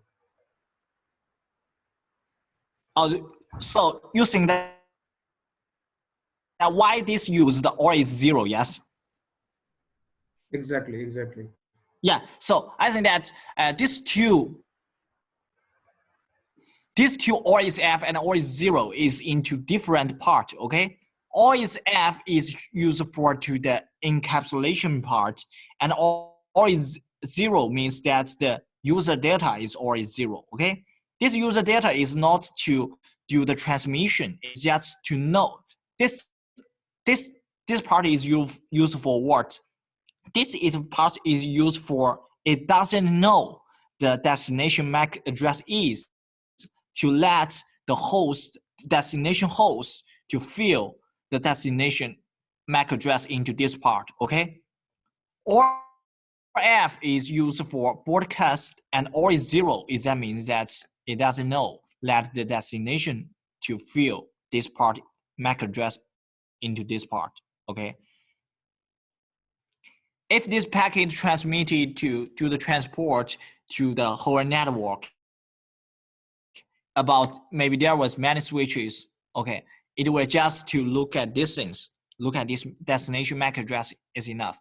But when this packet comes to the destination, and it will to do the decapsulate. Remember, it will to do the decapsulate to let these packets, let this layer to decapsulate it and to learn the user data. And when the host C find that the destination MAC address is or is 0 and find the destination IP address it itself, it will let himself destination IP address, destination MAC address to fill into this part. Okay. So is that clearly? Okay, thank you. Okay, so the second part is that, second is that we learn to the ARP reply. Okay, so host C wants to do the reply to host A to tell that I am host C and my MAC is what. So this is the function that the ARP reply used. Okay, and the ARP reply used, there was a destination IP address, that source IP address. Destination IP address is host A. Source IP address is host C because this is sent by host C. Okay, and source MAC address. Okay, source MAC address is A. Okay, source MAC address is A. Okay, source MAC. This is gonna be wrong. Okay, this is gonna be wrong. Source MAC. This is the source MAC address. Okay, this is the destination MAC address, and this is the source MAC address. Okay, destination. This is destination. Okay, this is destination. Destination is host A's MAC address, because when the host A send packet to host C, the host C records the host A's IP and the MAC address. So when the host C to do the reply, it will to let the destination IP MAC address into host A's MAC address. Okay, and source MAC address itself. Okay, and the operation type reply. Okay, operation reply. Also, okay, this for the encapsulation part. Okay, encapsulation part. This part, the destination MAC address is not, or this is F, is the real, okay, MAC address of host A. Okay, host A. So this is the ARP reply. Okay, this is ARP reply. So in this part, so in the first part, this destination is or is 0, or this is 0 in this part, in the first part. But in this, it has the real MAC address. Why? Because that's when the host A send package to host C, it will get the host C will get the host A's MAC address. Okay, like this, the host C will get host A's MAC address. So in this part, the destination MAC address is the real MAC address, is not the or is 0. Okay, and for this part, the request all this is FFFFFFF, okay? And in this part is the real MAC address because host C knows the host A's MAC address, okay? So this is ARP reply. So this process is maybe some complicated, okay, complicated, but you need to do a congestion, okay, to learn it, to think about it slowly, and the whole process will be clear, okay. And when we talk about this part later, I will to do a review about this ARP process, okay. I will do the review about this ARP process, okay.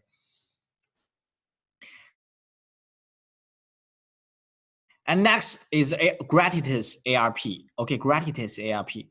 This ARP is used for what? Is used for, okay, conflicts. Okay, conflicts. And so let we check it how it to do the check the conflicts about the IP address. Okay.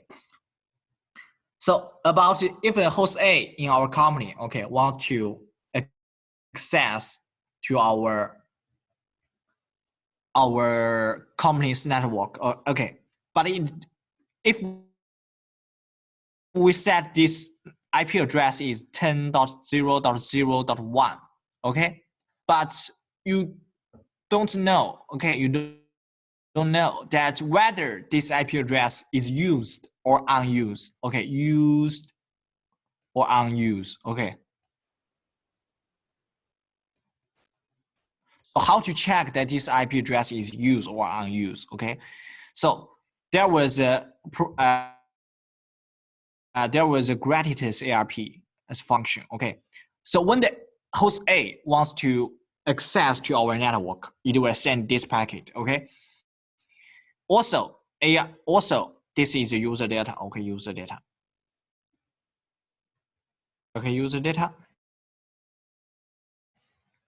And the most important thing is that the destination IP address and the source IP address is the equals it by itself.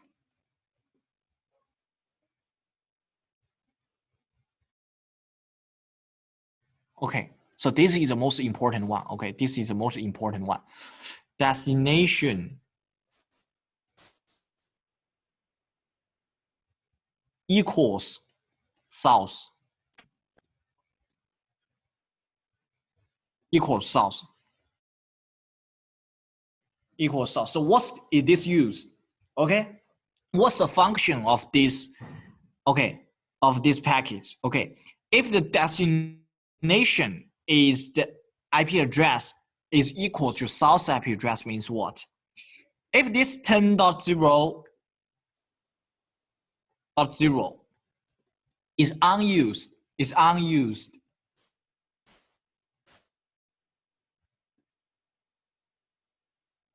no one do the reply. No one.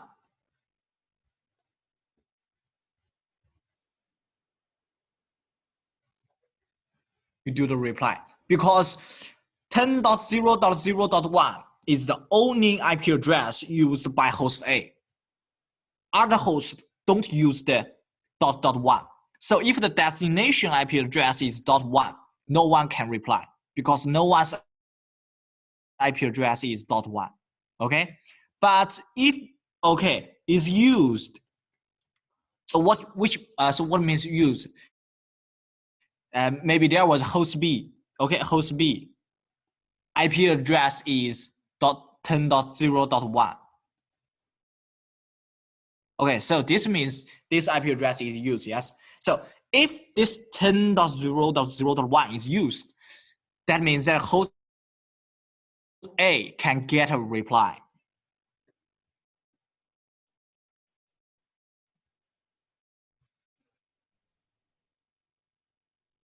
Okay, can get a reply. So this is this function of this packet, okay? Set the destination to the source. So what's the function of set the destination to equals to source, okay? Because if it's unused, the destination is myself, yes? So no one can reply. my packet. If I receive the packet about the ARP reply, that means this IP address will be used by another host, which IP address is 10.0.0.1. Okay, so this is a gratuitous ARP. Set the destination IP address equals to source IP address to check the conflict.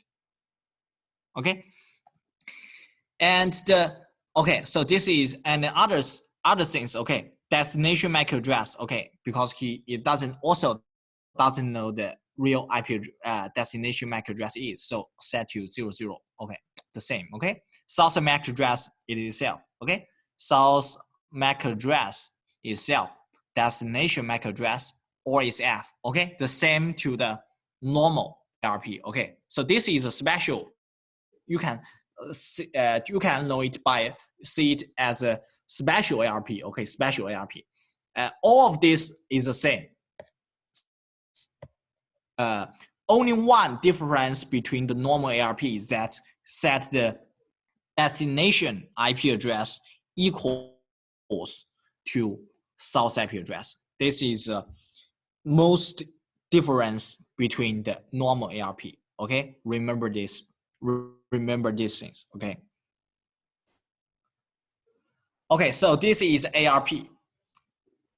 Okay, let's change the time. Okay, so let's have a review about this, and then we have a small rest. Okay, let me check that the okay, the ARP is processed. Okay.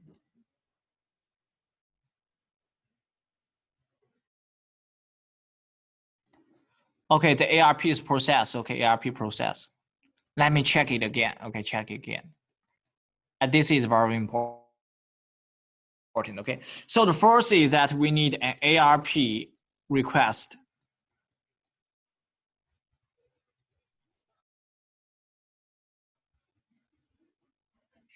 Okay, so what's the ARP request? If a host A, okay, host A wants to deal with a host C, host B, okay, host A, and the host C, okay. So if the host A wants to communicate with host C, it will send ARP request, okay. And there was two, and if there is a packet, okay, this is a packet, this is user data.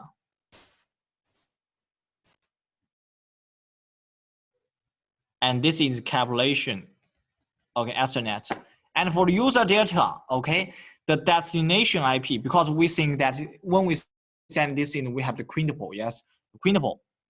The destination, okay, destination IP address, it knows it host C's destination IP address is, because if you want to send the packet to host C, you need to know what IP address is so that you can send the packet. Okay, for example, the 10.0.0.3, right? This is 10, and this is 10.0.0.1. Okay, so destination is 10.0.0.6. Okay, and source is 10.0.0.1.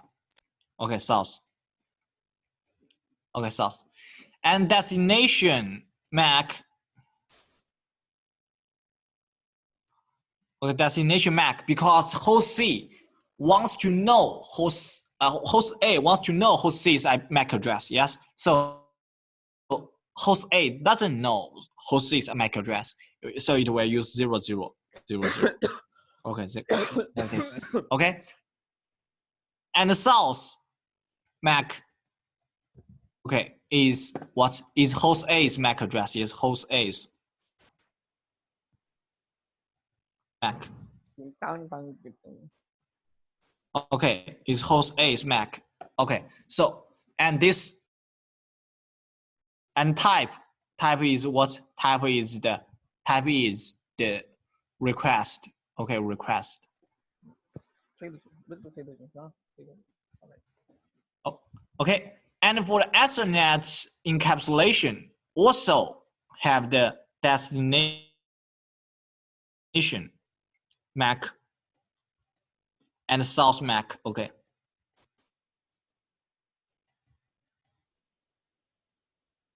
Okay, and the source MAC is host A's source MAC.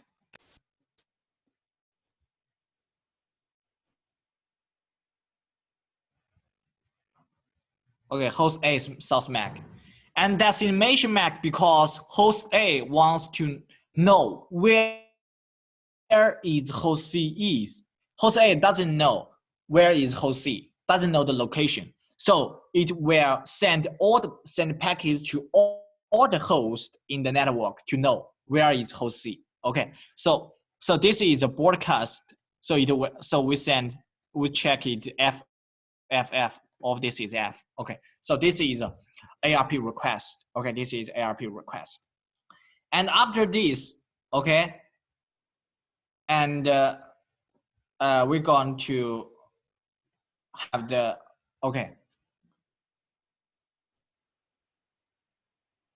have the ARP reply. Okay, ARP reply.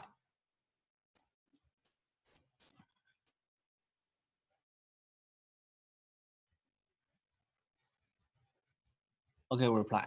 So first, okay, also, okay, host A. Okay, host C. Okay, when the host C receives, okay, receives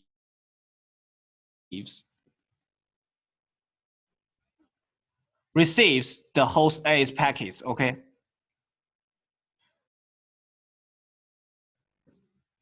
Host A's request packets.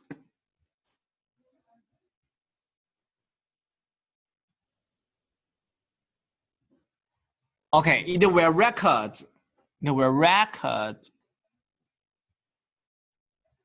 host A's IP and the MAC. This is for host. Okay, it will record. Host C will record. Okay, host C record the IP address and MAC address for host A. Okay, and second, it also send reply packets. Okay, reply packet is also just like this. Okay, ETH. Okay, ETH Ethernet, and this user. Okay, data. Okay, send a reply packet. This is a reply packet. Reply packet. Okay, and also okay, destination source IP. Okay, IP. Okay, destination IP, host A's destination IP, source IP, host C's source IP. Okay, and the destination MAC. Okay, destination MAC and source MAC. Okay, destination MAC, host A's MAC, that source MAC, host C's MAC. Okay.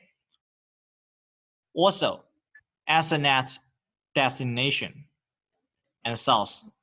Destination MAC, host A's MAC, destination source MAC, host C's MAC. Okay. Okay. So and then host A receives this ARP reply, and you will communicate with host C. Okay. So this is a whole process. We just do a review about the normal ARP reply.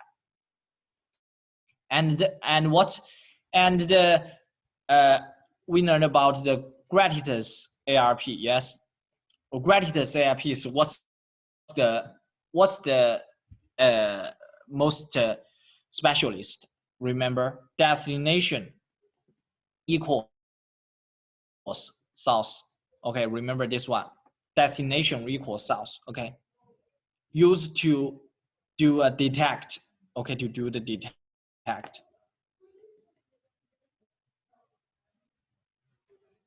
We used to do the detect. Okay, used to do the detect.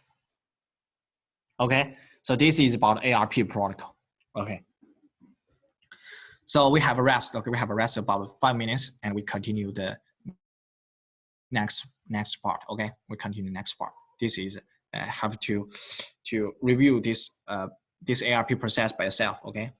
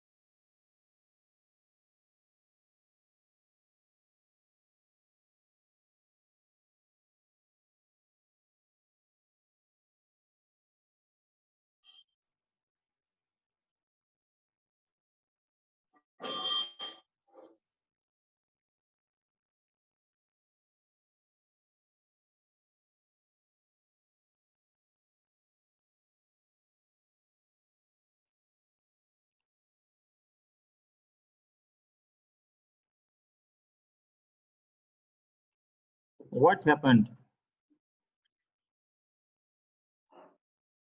Hello. So, is there any questions?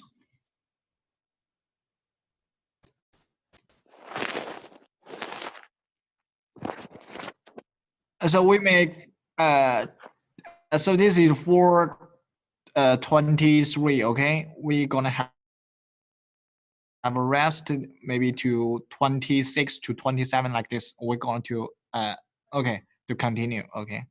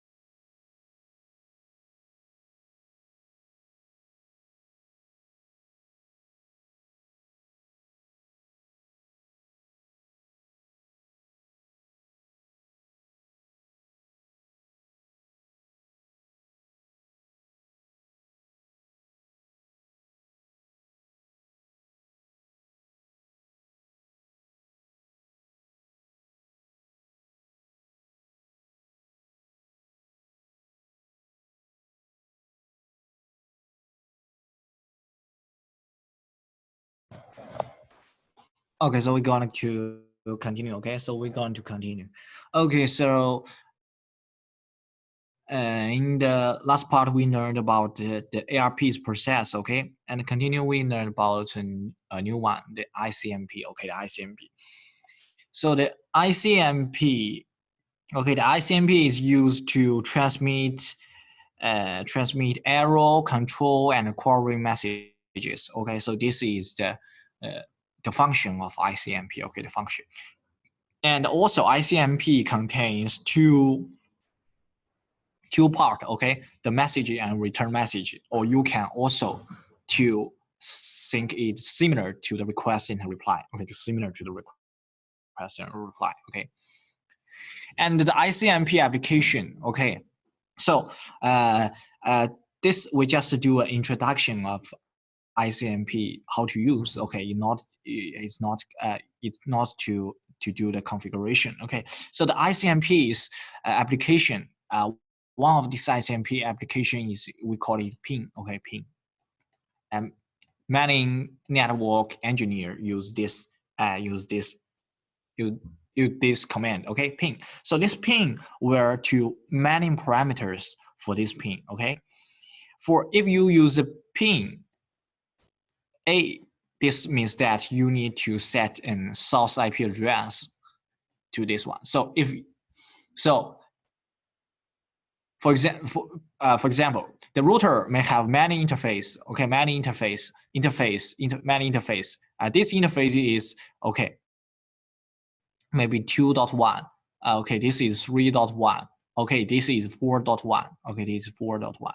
Okay, so if you want to select one of the source IP address to ping this router B. Okay, if you use A and 2.1, it may use this interface to ping the router B. Okay, if you use 3.1, it will use this interface to ping router B. Okay, so this parameter means. Okay, and C is used to the number of requests to be sent. Default. Okay, this default is 5. Okay, so that means if you don't use these C parameters, it will send 5 packets, the request 5 packets to the router B to test the communication is good or not. Okay, and if you use this parameter C, you can to specify this number. Maybe C, you can use 10, means that send 10 packets to send to router B. Okay, you can use 20. Okay, may send 20 packets to router B. Okay, but if you don't set it, the default is 5. Okay, default is 5. Okay, and there are many parameters. Okay, this two we used. Okay, mostly. Okay, mostly. Okay, after you can see that this is the this is a normal type, because you we talk about that. Default is what? Default is 5. Yes, default. Okay, default is 5. So there it will send 5 packets.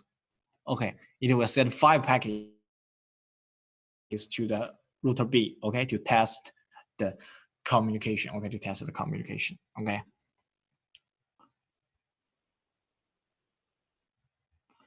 Okay, and the second one of ICMP application is tracer.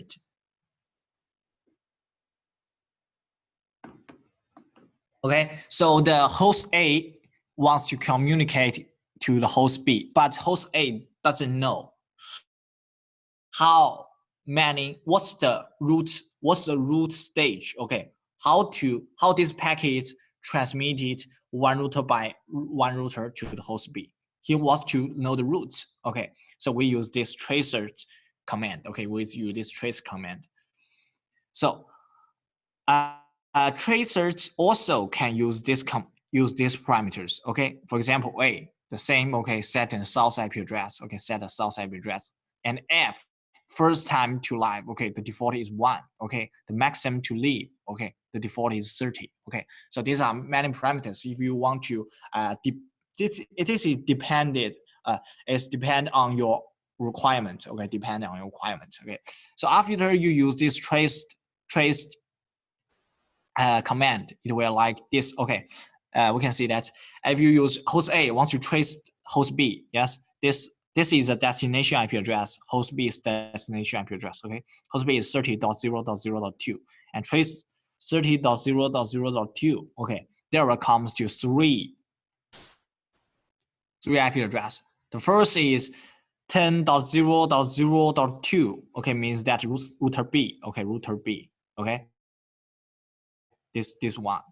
Okay, and 20.0.0.2. Okay, is router C. Okay, router C. Okay, and next is a 30.0.0.2. That means comes to our destination. Or comes to that. That means that this route is for like this one. Okay, this route is like this one. Okay, means this is a trace use of trace use. You can to know the route by this list of IP address. Okay, so this is for trace. Okay. Okay, and the next is the routing protocols. Okay, this our routing protocols is the we will talk it will talk about. So our course is about security. Yes, our course is about security. If you want to know the routing protocol by details, you can to learn the other course called routing and switching. Okay, the routing and switching just focus on the routing protocol and routers and switches. Okay, so this we just have the do the introduction. Okay, our not we are not focused on this routing protocol. Okay. Okay, the first is the introduction of OSPF. Okay, OSPF is a dynamic routing protocol. Okay, OSPF, the whole name is open shortest. That's first. Okay.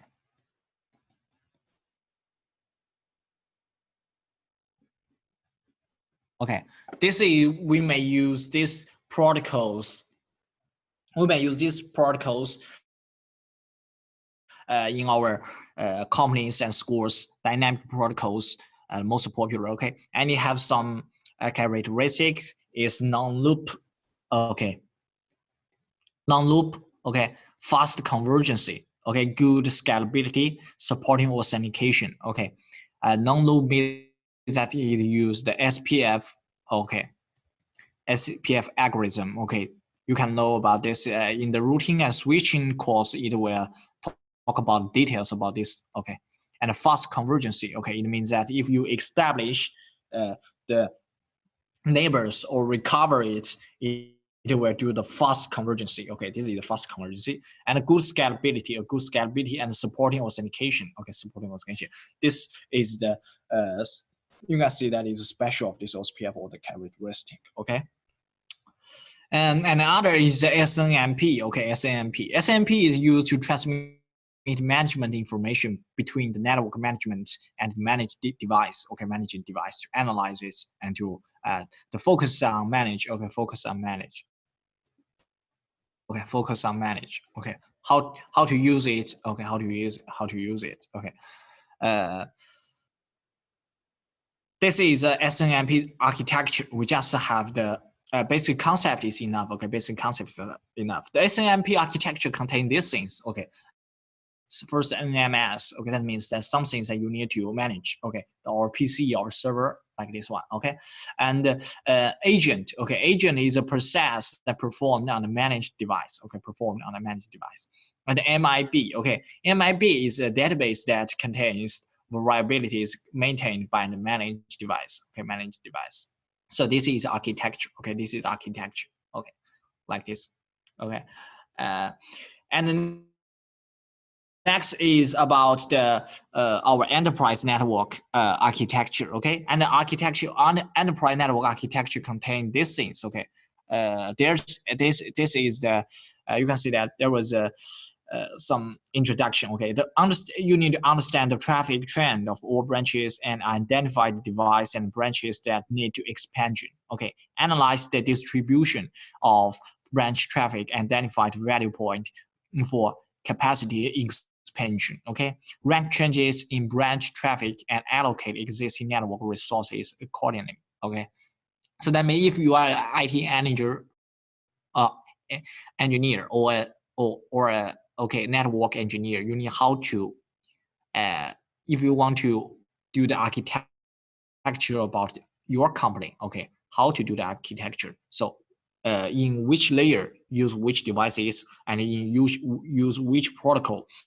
use which security protocol to protect your devices, okay, or use you want to do the communication. How can you do the best? You to use the most simplest or use the lowest price to do the architecture. Okay. And there was an NTA concept and function. This is also analyze tools. You can know it like this. Okay, the Eastside Network Traffic Analyzer is a software-only solution. Okay, no hardware probe is required, and no additional investment is needed. So this is its advantages. Okay, no hardware. Okay, and no additional investment. Okay, the NetFlow, NetStream, and the S-Flow protocols are used to collect, analyze common IP packets, provide customer analyze report, and monitored network-wide traffic in real time. This is a powerful tool for enterprise OMM management. Okay, so this is the, about, for this concept, the keywords is what? The keywords is that first you need to know that, okay, the advantages about this is the non-hardware probe is required, no additional investment needed. Okay, so this is advantages. And what's the function? Okay, the function is to analyze. Okay, this is a keyword. Okay, so about the whole sentence, you need to get this these keywords. Okay, the advantages and the key and the function. Okay, the analyze. Okay.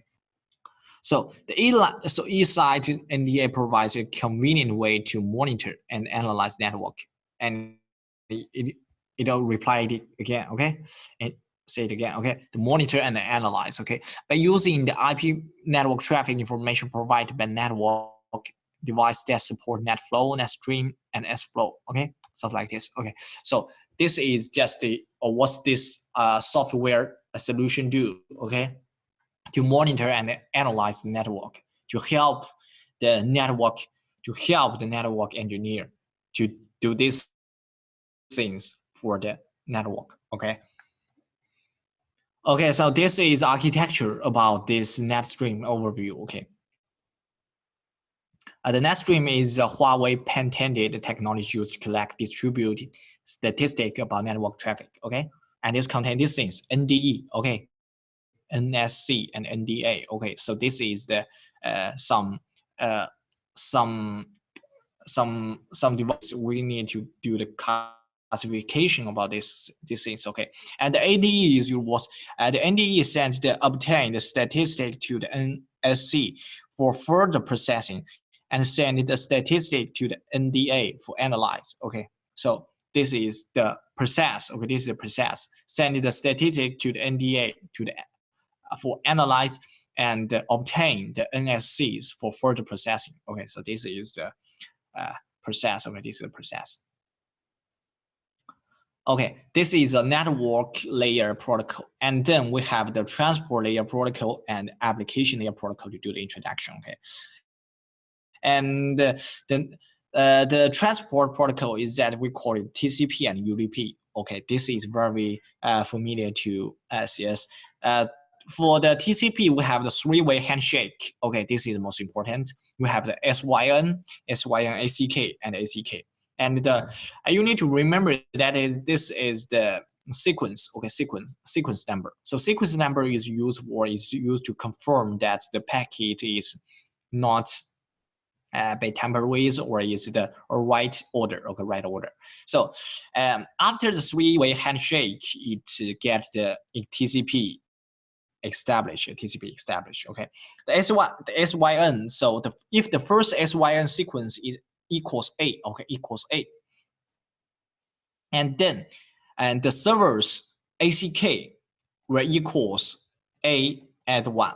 Okay, A at 1. What means that this server ACK means what? ACK means that this server wants that client send the next packet sequence is what? Okay. So this is ACK.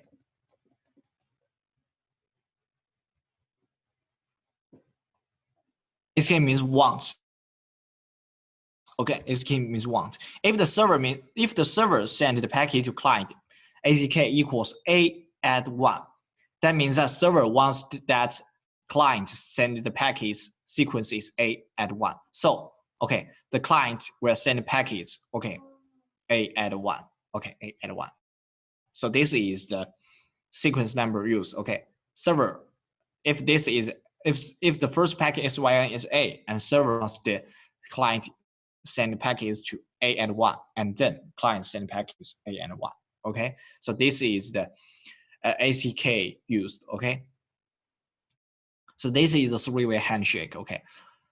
And also, okay, the TCP three-way handshake. The TCP also have the four-way handshake. Okay, this is for finish. Okay, this is for finish. That means cut down the link. Okay, cut down the link.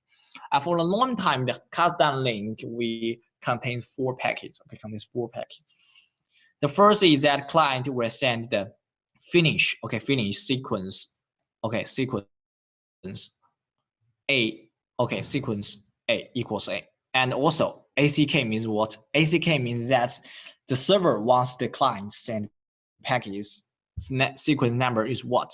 Okay, so send ACK A and 1 because the first client sent A, so the server wants the next package is A and 1. Okay, also, and the server is, and because it's for finish. Okay, for finish part, so the server want also sending other packet named finish ACK. Okay, finish ACK. Okay, also, okay, A at 1. So the next client will send packets. The sequence is A at 1. Okay, so this is the right order. Okay, when you send A and your opposite, your destination, your communication peer wants to you send A and 1. So you send A and 1. So this is the right order. Okay, like this. Okay. So this is a 4-way handshake. So difference between the three-way handshake. One is for establish, and this is for finish. Okay, this is for finish. Oh, this is for finish. One is for establish, and one is for finish. Okay.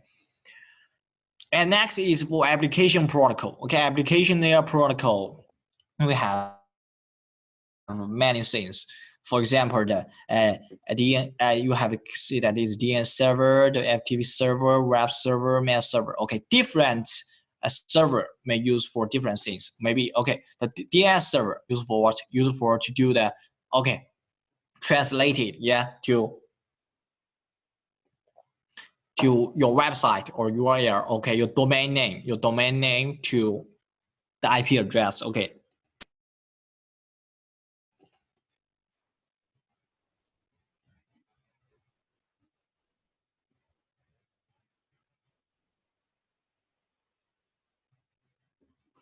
Okay, and second is for FTP server. Okay, FTP server is for to use to share the files. Okay, and a web server. Okay, web server is for HTTP like this. Okay, and mail server is to receive send mails. Okay, this is the this is DNS works. So DNS works. So DNS is domain name resolution. Okay, resolution is performed by dedicated domain name. Okay, I just told you before. Okay, domain name system. Okay, the DNS involves the following type servers. Okay.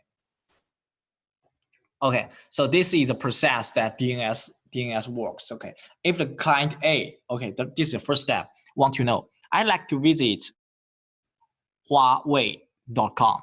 Okay, and because it doesn't know the IP address, so it will to ask the cache server. Okay, cache server, and the cache server also doesn't know the IP address, and he will ask the root server. Okay, and the root server, if the root server it doesn't know the IP address, and it will to let the cache server to ask the top level domain name server. Okay, and the domain name server will tell it the DNS server is what, and then the cache server will ask the recursive server. Okay, and as recursive server will send the IP address of this is what, and then it will send the client, and the client use this IP address to access the website. Okay, so this is the DNS server works. Okay, this is DNS server works. You just have the the whole basic process concept about the DNS server. It's firstly the client wants to access the website. It will ask the IP. It need IP address, okay, and the cache server will ask this IP address to the root server. And if the root server doesn't know about it, it will told it the DNS server is what, and the top level domain name server will told it the real recursive server is what, and the real recursive server will records this IP address and domain name, and you will reply the cache server, and then the cache server will reply the client. Okay, so this is the whole process. Okay, and then also the FTP. Okay, also the FTP also have the process. Okay, also have the process. FTP provides an effective way to upload and download files between the server and client. Okay, upload, download. It contains what? It contains to share. Yes, share. Okay. When used to transmit data, the FTP establish a control connection and data connection between the server and the client. Okay, server client. If a user wants to unload or or to upload the files into FTP server, what's the process? Okay, this is client and this is server. Okay, so this is the whole process. Okay, and for FTP transmission, we need to know that there are two modes that we need to master it. Okay, the first is the active mode, and then is the passive mode. Okay, active mode and passive mode. So what's the function? Okay, what's the difference? Okay, what's the difference? In the active mode, okay, we use the default port number, okay, to do the connection and set up the data connection. Okay, for in the FTP, okay, FTP we have two port, okay, port 20 and port 21. Okay, this is the destination port. Okay, this is source port. Okay, this is a source port. Destination port is 21 and 20. 20 is used for data connection, and 21 is used for control connection. Okay, so that means that if you want to do the FTP connection, firstly you need to establish the control connection. After you establish the control connection, you need to establish the data connection. Okay, you need to set up the data connection. So this is a step. Okay, and the source port is temporary port. Okay, temporary port. Okay, this is for the active mode. Okay, this is for active mode. So active mode, so most things you need to remember is what it used two port. Yes, two port 21 and 20. And this is for destination port. Source port is temporary, and 21 is for control, and 20 is for data. Okay, and firstly establish 21 port. It just means establish the control connection. After establish control connection, you establish data connection to use the port 20. Okay, so this is active mode. Okay, and this is a passive mode. The passive mode is what's the difference? You can see that this is the temporary port. Yes, in the active mode is the port 20. Yes, but in passive mode, this is a temporary port. Okay, temporary port. So this is the you can see this is the passive mode. And the passive mode, what's the other difference? In the active mode, the data connection is sent from FTP server to FTP client. You can see that this, okay, like this. Okay, and in the FTP, okay, passive mode, okay, is sent by FTP client to FTP server.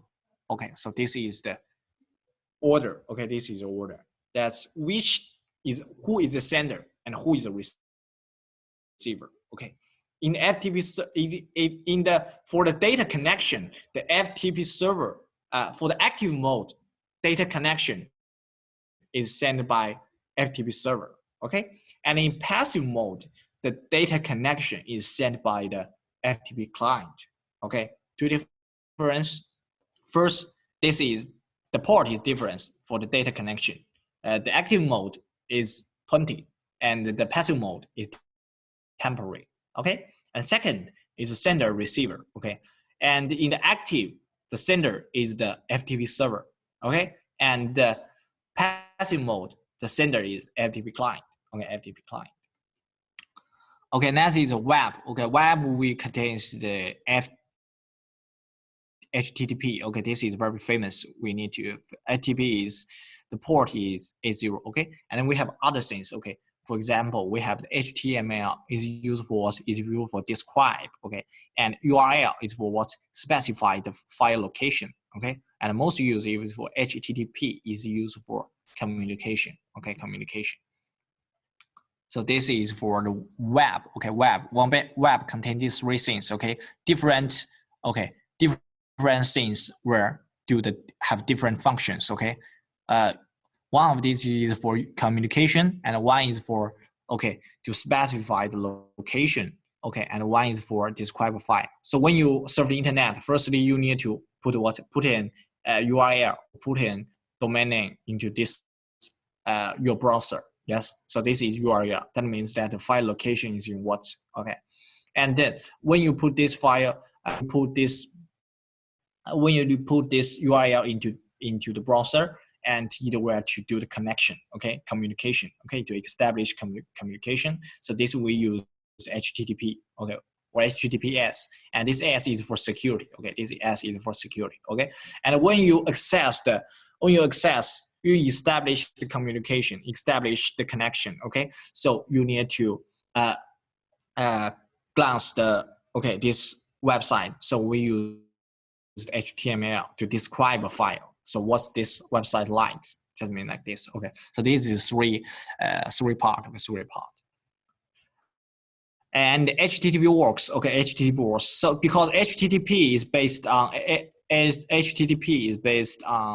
TCP. Okay, so if you want to get an HTTP established, so firstly you need to get TCP established. So you need to have a 3 handshake. Remember, yes, 3 handshake.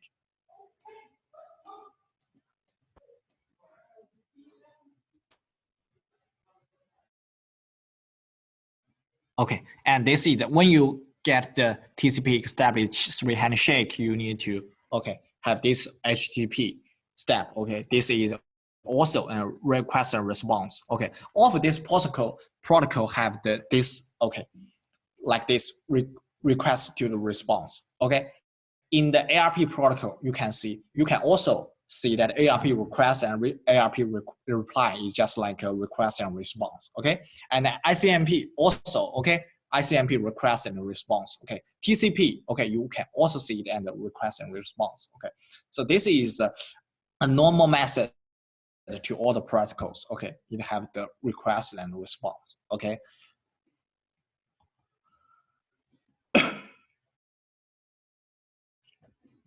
Okay, so you can see that request and response. Okay, and this is for our mail. Okay, our mail contains the SMTP. Okay, SMTP and POP3 and IMAP. These 3 protocols. Okay, these 3 protocols may use for 3 things. Okay, the SMTP defines how PC send mail to an SMTP server, and how mail is transferred between the SMTP servers. Okay, and also POP3 and IMAP is used for download or to upload mail. Okay, so this is a whole process that a PC wants to send emails to PC2. Okay, PC1 wants to send email to.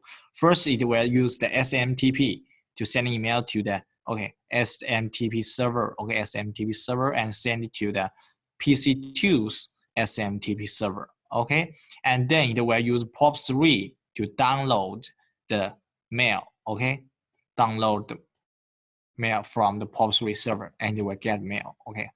So the POP3 is used for you can just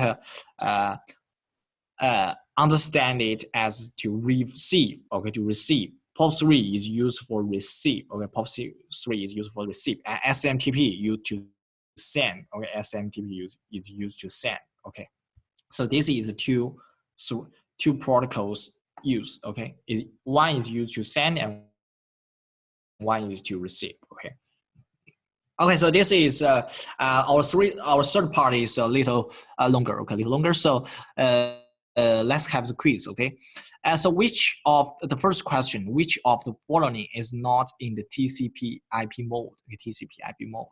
So let me think about. Let's review the TCP/IP stack. Okay, TCP/IP stack.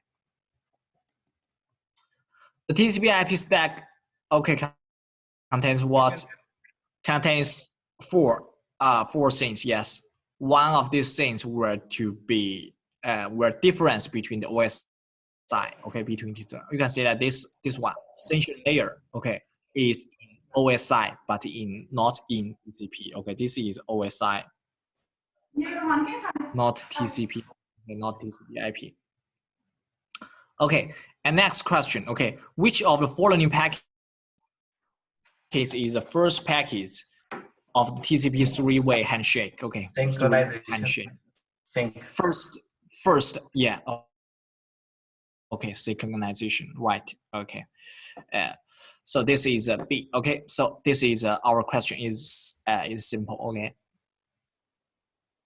Okay, so this summary. Okay, summary of this architecture contains many things, but we thought not to learn it very deeply. We just learn it, have the concept. Okay, the first one. Okay, the OSI and the TCP/IP stack. Okay, this one. Okay, after we know about this, with the focus on many protocols. Okay, we know about it some details about ARP. Okay, ARP. This protocol I just have teach it twice. Okay, you can do a congestion. Okay, and to review it after the class. Okay, the whole process is what by what. Okay, the ARP protocols process. Okay, this is very important. And then in the ARP process, we have the Gratuitous ARP. That's like special. You can see it and as a special ARP. Okay, and then we have the ICMP. I just know about it. The ICMP contains contains the ping and the trace. Okay, trace. Okay, trace. Okay, and then we have the network and with transport. We have learned the TCP and the IP. Okay, TCP and the UDP. Okay, the TCP and UDP. And TCP we learn about the 3 handshake and 4-way to finish. Okay, 3 and 4. 3 is for establish, 4 is for finish, or 4 is for finish. And for the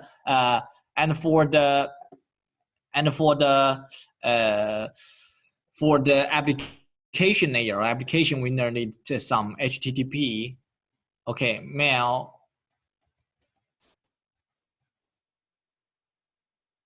FTP, DNS. Okay, like this protocol. What protocol process function and how does it works Okay, so this is about summary of this protocol. So this product, today we learned 3 parts. Yes, what the first part is that we learn about the information security. We learn about the concept. Okay, just the introduction. Okay, second is for what is for organization and standardization. Okay, so this is for second part, and third is for and the third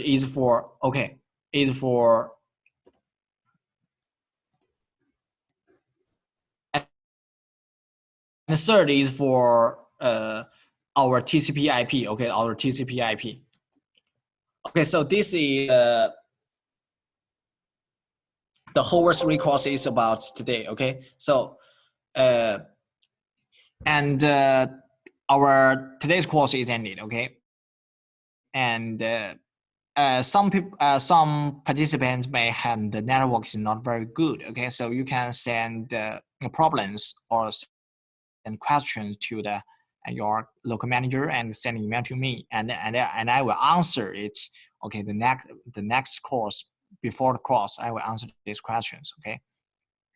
Okay, so today's course, if you don't have any questions, okay, today course is ended. Okay, you can leave the meeting, and then tomorrow we're gonna continue. Okay, so thank you very much. Thank you very much for your time, and it's a very good session for today. And we have basically learned a lot. Thank you so much. Yes, thank you very much. Thank you very much. Thank you to join the meeting. Okay, thank you very much. Thanks a lot from Pakistan, sir. क्या you Gilgit?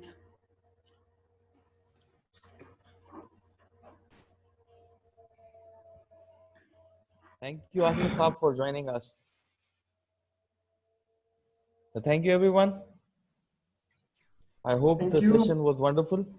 We'll be waiting for your review. So if you have any thing to share with us, please feel free to email us. And if you face any difficulty during the session, please report that to us also, so that we can make this process better, and we improve this overall experience of the online learning. Thank you, everyone. Thank you. Bye-bye.